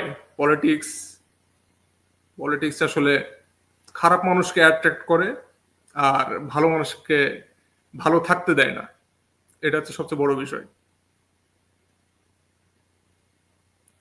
ধন্যবাদ আমি দাদা। আমি একটু মোল্লার ইয়েতে একটা জিনিস অ্যাড করতে চাইছি ছোট্ট করে। একটা হলো, দুটো জিনিস add করবো। প্রথম জিনিস হচ্ছে যে ওই আমি যে দলটাকে যে দলে আমি মানে সমর্থন করি কিংবা ফর এক্সাম্পল আমি ম্যানচেস্টার ইউনাইটেডের ফ্যান, আমি যদি ম্যানচেস্টার ইউনাইটেডের প্রতিটা সিদ্ধান্তের সমালোচনা না করতে পারি, ভালো খারাপ হোক, সমালোচনা না করতে পারি, বা আমাকে যদি ম্যানচেস্টার ইউনাইটেড সমালোচনা করার থেকে মানে দূরে ঠেলে দেয়, বা যে তোমার দরকার নাই এই না, বা আমাকে যদি তখন অস্বীকার করা শুরু করে, তখন কি আমি আর ওই দল সাপোর্ট করব, এই ক্লাব সাপোর্ট করব? ঠিক এই একটা কারণেই বাংলাদেশ আওয়ামী লীগ একটা বড় সময় মানে লম্বা সময়ের জন্য পিছায় গেছে। আমি বলবো পিছায় গেছে কারণ তাদের ওই এটা ছিল না। সেকেন্ড একটা জিনিস সেটা হলো যে জুলাই এবং আগস্ট মানে ৩৬ জুলাই পর্যন্ত প্রতিটা ঘটনা মানে জুলাই ১ তারিখ থেকে ৩৬ তারিখ পর্যন্ত প্রতিটা ঘটনাকে যদি খুব ক্লোজলি অ্যানালাইসিস করে দেখা যায়, একটা রাজনৈতিক দল যে ক্ষমতায় আছে তার প্রতিটা ডিসিশন ভুল হয়েছে। Probably this is one of the first in the modern history. না, এখানে একটু ইন্টারাপ্ট করি ভাইয়া। এখানে ডিসিশনগুলো ভুল না, আসলে তারা একটু অন্যভাবে খেলতে চেয়েছিল এই বিষয়ে। এবং খেলাটা কেমন, খেলাটা তো ব্যর্থ হয়েছে, রাইট? সো ব্যর্থর জন্য না, ব্যর্থর বিষয় না। এখানে আসলে খেলাটা একটু অন্যরকম খেলতে চেয়েছিল। কারণ আপনি যদি প্রত্যেকটা আন্দোলন এবং আন্দোলন দমনের সিকোয়েন্সটা খেয়াল করেন, আসলে কিছু ক্ষেত্রে তারা এভাবে আন্দোলনটাকে পোর্ট্রে করার চেষ্টা করেছে যে আন্দোলন করার চেষ্টা করলাম, এতগুলা মানুষ মেরে ফেললাম, এবং তারপরে মানুষ আবার ৩-৪ বছর ৫ বছরের জন্য আবার চুপে গেল। আমি হয়তো বুঝাতে পেরেছি কিনা। তাদের এটা মানে চিন্তা ছিল যে এভাবে মারবো, এরপরে এতখানি চুপে যাবে। এবং এই গণহত্যাটার পরিকল্পনা কিভাবে হয়েছে একটু বলি। আমার মানে যতখানি ইনফরমেশন আমি পেয়েছি একটু সুপ্রিম কোর্টের থ্রু, তো মোটামুটি কয়েক মাসের মধ্যে, মানে জুলাই থেকে কয়েক মাসের মধ্যে ৫-৬ মাস, ম্যাক্সিমাম ১ বছর, এর মধ্যে বাংলাদেশে একটি সিকিমের মতো ঘটনা ঘটে যাওয়ার সম্ভাবনা ছিল। সিকিম এবং হায়দ্রাবাদের একটি মানে সম্মিলিত একটি ঘটনা, এবং এটাকে টার্গেট করেই মেইনলি হচ্ছে মানে ইন্ডিয়ারও প্ল্যান ছিল এবং আওয়ামী লীগের প্ল্যান ছিল, এবং এটাকে টার্গেট করে আওয়ামী লীগের গণহত্যাটা চালানোর চেষ্টা করেছে যে মানুষকে এখন যদি ভয় দেখে রাখা যায় তাহলে ৫ মাস বা ৬ মাস পরে তারা খুব একটা বেশি লাভ হবে না। এবং এই চিন্তা থেকে এরা এটা করেছে। এবং এটা সম্পূর্ণ যে চিন্তাটা মানে তাদের যে আপনি বলছেন যে প্রত্যেকটি পদক্ষেপ ভুল হয়েছে, প্রত্যেকটি পদক্ষেপ ভুল না, এটা ভুল করানো হয়েছে। আপনি হয়তোবা খেয়াল করবেন যে ১০ মুহররম, আমার ডেটটা ঠিক খেয়াল পড়ছে না, ১০ মুহররমে যে হাসিনা কালো শাড়ি পরে এসে যে বক্তব্যটা দিল, আপনি সর্বোচ্চ ভুল বলতে পারেন যে রাজাকারের বাচ্চা কিংবা রাজাকারের নাতিপুতিরা বলাটা হাসিনার একটি ভুল হতে পারে, কিংবা ওইটা হয়তো বেশি হাইলাইট হতে পারে। কিন্তু শাড়ি পরে যে মানে কালো শাড়ি পরে যে বক্তব্যটা রেখেছিল মুহররমের দিন, ১০ মুহররমে, ও আচ্ছা মানে জাতীয় উদ্দেশ্যে ভাষণ, যেটা বলতে পারেন যে এই স্পিচটা জাস্ট সে কোনো ভুল ভাবে দিয়েছে, সে কিন্তু প্রিপেয়ার হয়ে এসেছিল এবং কারো না কারো প্ল্যানিং এ, কারো না কারো সবার মানে সম্মিলিতভাবে একটি প্রয়াসে একটি বক্তব্য তৈরি করা হয়েছিল যে সিচুয়েশনটাকে তারা কিভাবে হ্যান্ডেল করতে যাচ্ছে। সেদিনই সে আন্দোলনটাকে থামাতে পারতো। হ্যাঁ সে করলো কি, চিটাং যে ছাদ থেকে ফেলে দেওয়ার যে ঘটনা, সেটাকে তারা প্রত্যয় করলো কি যে ছাত্রলীগকে মারা হচ্ছে, সাধারণ ছাত্র কাউকে মারা হয়নি। এবং সে ছাত্রলীগের ছাত্রগুলো মানে ছাত্রলীগের যারা মারা গেছিল তারাই হচ্ছে অরিজিনাল ছাত্র, এভাবে সে পোর্ট্রে করার চেষ্টা করেছে। আসলে এর থেকে আর একটু যদি ইয়েতে যায়, যে আপনি যেটা বললেন যে এই আওয়ামী লীগের হচ্ছে মানে কোন রকমের আলোচনা সমালোচনা কিছু সহ্য করতে পারতো না। আলোচনা সমালোচনা সহ্য করতে পারবে না, এটার প্রথম কারণ হলো যে তারা ডিক্টেটরশিপ চেয়েছে। কোন রকমের সমালোচনা হচ্ছে গণতন্ত্রের একটি মানে পয়েন্ট। আপনি গণতন্ত্র আছে এই কারণে সমালোচনা আলোচনা এগুলো ইম্পর্টেন্ট। আপনি কিছু বলতে পারছেন, আপনার স্বাধীনতা এটা। কিন্তু আপনি যখন ডিক্টেটরশিপ যখন চালু করতে চাইবেন, হাসিনা যেটা চেয়েছিল এবং যেটা করেছিল, সেটা আপনি সমালোচনা সেখানে নিতে দেবে না।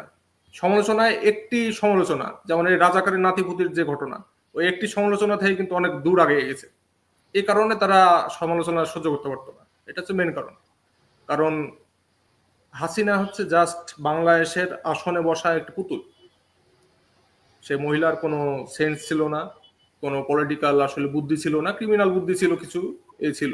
আর বাকি সম্পূর্ণ প্রেসক্রিপশন আসতো কোথা থেকে? ইন্ডিয়া র এই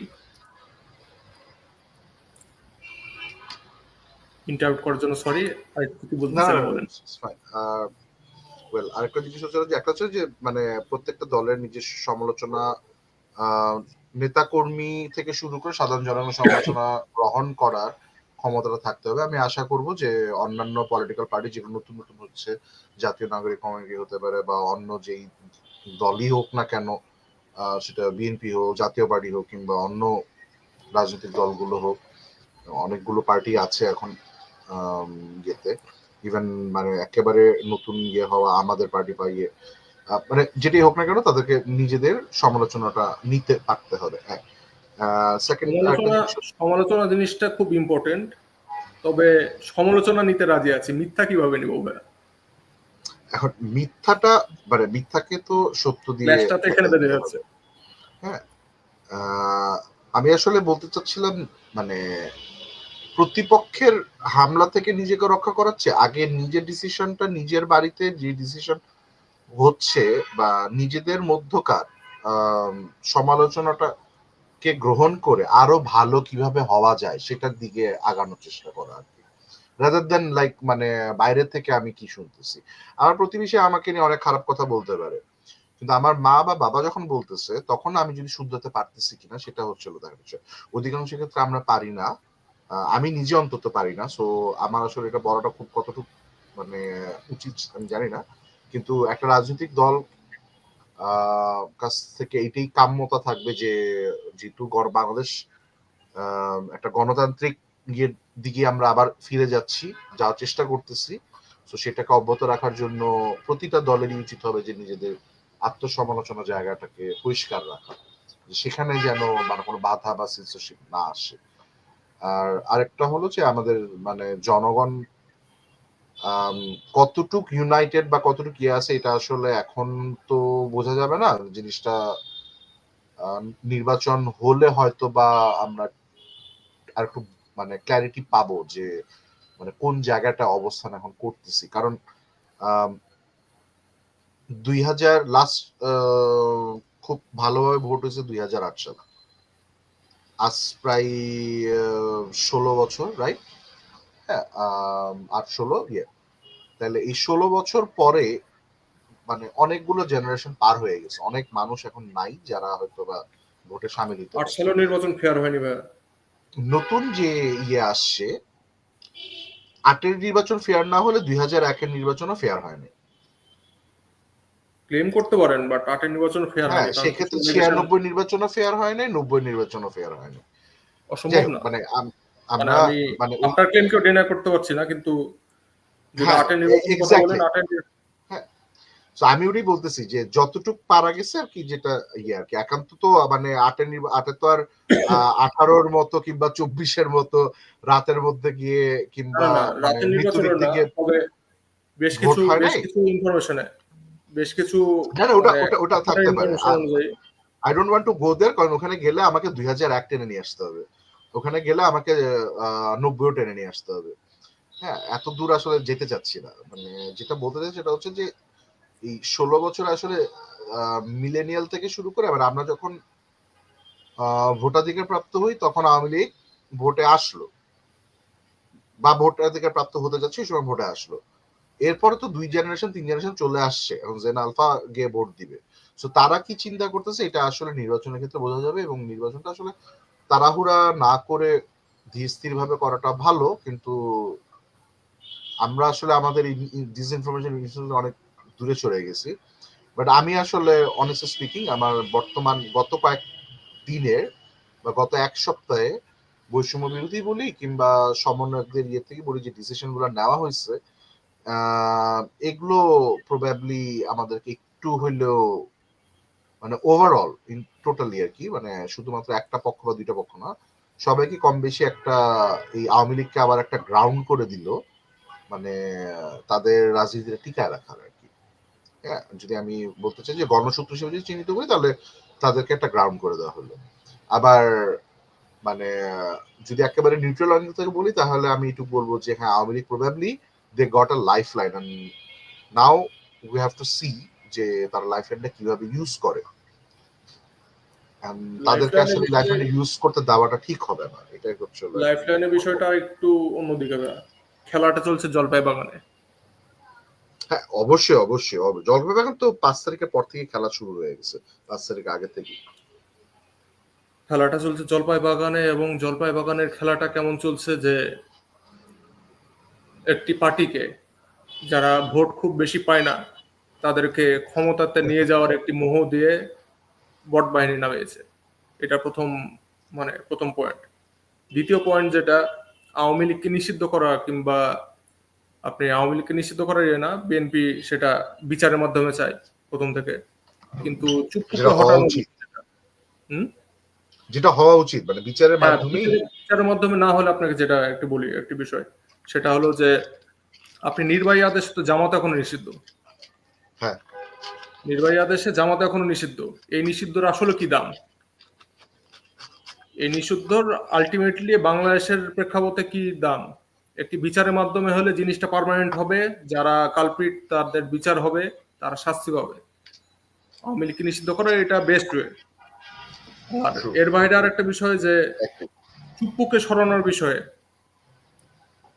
বিএনপিকে কার প্রেসারে উপদেষ্টা মন্ডলী থেকে ডেকে বিএনপিকে মানে চুপ্পুকে সরানোর বিষয়ে তাদের মতামত নেওয়া হয়েছিল যেন না সরানো হয়। রিকোয়েস্টটা কে করেছিল এটা একটু খোঁজ নেন। বিএনপিকে তো শুধু দোষী দেওয়া হয়, কিন্তু আসলে কোন জায়গা থেকে কাকে প্রেসার দিয়ে বিএনপিকে ডেকে আনা হয়েছিল সরকার থেকে, সেটা একটু খোঁজ মানে নিয়ে জানা উচিত। তাহলে আসলে বুঝতে পারবেন যে খেলাটা কোথায় চলছে এবং বিএনপি ইলেকশনের জন্য কেন এত তাড়াহুড়া করছে। খুব ইম্পর্টেন্ট, কারণ এই সরকার যে দুর্বলতা দেখাচ্ছে, এই সরকার যদি ভালো মতো পদক্ষেপ দেখাতো, এত 6-7 মাস হয়ে যাচ্ছে এখন পর্যন্ত তারা কিন্তু কোনো সংস্কার মানে দৃশ্যমান কোনো সংস্কার দেখাতে পারেনি, এবং কোনো রূপরেখাও দেখাতে পারেনি। একটার পর একটা যদি কাজ করতে থাকে কিংবা ঘোষণা দেয়, তাও কিন্তু একটি বেস থাকে, একটি গ্রাউন্ড থাকে, তাদের একটি ভিত থাকে। তারা একটি শক্ত প্রতিষ্ঠানে যাবে যে আমরা এই কাজটা করেছি, নেক্সট মান্থ থেকে করবো, কিংবা তারপরের মান্থ থেকে কাজ করব। তারা ন্যূনতম কিছু করতে পারেনি। শুধু একমাত্র ইন্ডিয়ার এগেনস্টে দাঁড়ানোর ক্ষেত্রে, সবাইকে এক কাতারে দাঁড়ানোর ক্ষেত্রে যে ঐক্যের ডাক দিয়েছিলেন, এটা আমি এই বিষয়ে আমি সম্মান করি ডক্টর ইউনূসকে। কিন্তু বাকি যে বিষয়গুলো তিনি আসলে কি করেছেন। আর সার্জিসের কথাতে যদি যায়, জুলাই ফাউন্ডেশন, জুলাই একটি দেশে এত বড় একটি ম্যাসাকেয়ার হয়ে গেল, এতগুলো মানুষ মারা গেল, এত মানুষ পঙ্গু হলো, কেউ চোখ হারিয়েছে, কেউ হাত হারিয়েছে, কেউ পা হারিয়েছে, কেউ সারা জীবন আর সুস্থ অবস্থায় ফিরতে পারবে না। একটি ছেলেকে দেখলাম যে তার মুখের সামনের অংশ পর্যন্ত উড়ে গেছে, বেঁচে আছে, কিন্তু এই বেঁচে থাকার তো আলটিমেটলি কোনো দাম নেই। কিন্তু তাদের চিকিৎসার ক্ষেত্রে একটি ফাউন্ডেশন কেন গঠন করা হলো? এটা জব কিন্তু কেউ দিতে পারে না। সরকার থেকে প্রত্যেক মাসে একবার করে বলছে যে $1.5 বিলিয়ন রিজার্ভ আরো এক্সট্রা জমা হলো। কেন একটা মাসের $1.5 বিলিয়ন কি এই জুলাই ম্যাসাকারে যারা আহত হয়েছে বা যার চিকিৎসার দরকার তাদের জন্য কি 2-3 হাজার কোটি টাকা কি একটি বরাদ্দ দিয়ে দিতে পারতো না, যে তাদের চিকিৎসা ফ্রি? এটা জাস্ট একটা লিস্ট করে তাদের চিকিৎসা সম্পূর্ণ সরকারিভাবে করা যেতে পারতো না? বা যাদের প্রয়োজন তাদের বাইরের দেশের বাইরে পাঠানো যেতে পারতো না? অবশ্যই পাঠানো যেতে পারতো, কিন্তু তারা সেটা না করে কি করলো? একটি ফাউন্ডেশনের নাম করে তাদের ফাউন্ডেশনের কাছে যাওয়া লাগবে, 2-3 মাস ধরে তাদের ধর্ণা ধরা লাগবে, ভাই আমাকে দেন দেন। এটা কি সিস্টেম? কোন সিস্টেমের মধ্যে পড়ে না। তারা শুধু মানে উল্টাপাল্টা কাজ করবে, অথচ সমালোচনা নিতে পারবে না। সমালোচনা করতে গেলে বলবে যে আমরা বিএনপির অপকর্ম তুলে ধরেছি, এই কারণে তারা আমাদের সমালোচনা করছে। এগুলা ভাই ফাতরামি, লিটারালি ফাতরামি। আমার মানে খুব কাছের কিছু মানুষ মারা গেছে। আমার স্কুলের ছোট ভাই, তার ছোট ভাই, মানে স্কুলের ছোট ভাই দুজনে, তারা আমার স্কুলের ছোট ভাই, কিন্তু তার বড় ভাইয়ের সাথে আমার পরিচয়, এবং তার ছোট ভাই যেটা, সে জাস্ট কলেজ স্টুডেন্ট ছিল, সে গুলিতে মারা গেছে।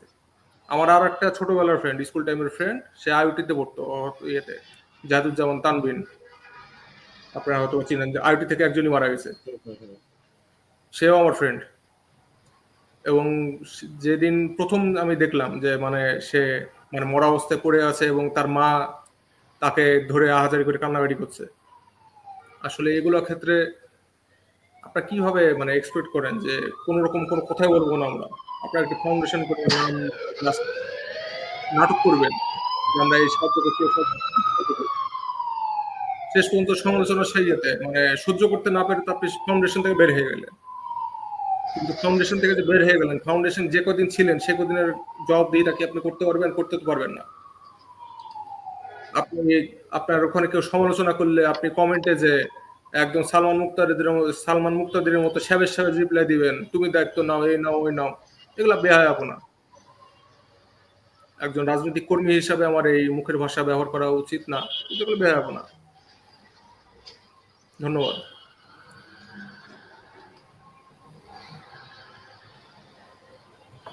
অনেক ধন্যবাদ। আজকে আমাদের 8 onwards পেজ থেকে প্রথম একটা লাইভ ভিডিও ছিল, আর আমাদের পেজের বয়স অলরেডি 2 মাস পার হয়ে গিয়েছে। As we wrap up today's episode of Truth Manipulated, Disinformation, Misinformation and Global Perception, সত্য মিথ্যার লড়াই, one thing becomes clear: truth is not something handed to us, it's something we must actively seek, question and defend. That's how I question the authority, that's how we question the authority. আজকের পর্বের একদম শেষ প্রান্তে এসে স্পষ্ট সত্য আমাদেরকে উপহার হিসেবে দেওয়া হয় না, সত্যকে খুঁজে বের করতে হয়, প্রশ্ন করতে হয় এবং লড়াই করেই রক্ষা করতে হয়। একটি জগতে যেখানে মিথ্যা আর অপপ্রচারের মধ্যে সত্য চাপা পড়ে যায়, সেখানে ক্ষমতা তৈরি করি ভুয়া গল্প, এবং সেখান থেকে আসলে বিপ্লব শুরু হয় আমাদের চিন্তা শক্তির মাধ্যমে। মিথ্যা তথ্য শুধু সত্যকে বিকৃত করে তা না, একটা সমাজকে বিভক্ত করে এবং মানুষের মধ্যে অবিশ্বাসের দেয়াল তৈরি করে এবং আমাদের বাস্তবতার বোধকে বারবার ধ্বংস করে। জিজ্ঞেস করতে থাকুন, বিশ্লেষণ করতে থাকুন এবং সবচেয়ে গুরুত্বপূর্ণ, সত্যের খোঁজে নিজেকে নির্ভীক রাখুন। This is 8 onwards। আজকের অনুষ্ঠানটি এখানেই শেষ করছি। Together, let's keep this fight alive, not just for information, but for also for Bangladesh. এখানে শেষ করছি 8 onwards থেকে। ইনশাআল্লাহ আবার পরবর্তী পর্বে আপনাদের সাথে দেখা হবে। Thank you so much, Ridwan Bhaiya. Thank you Thank you. সবাইকে ধন্যবাদ। Thank you, Durlab. Thank you, everyone.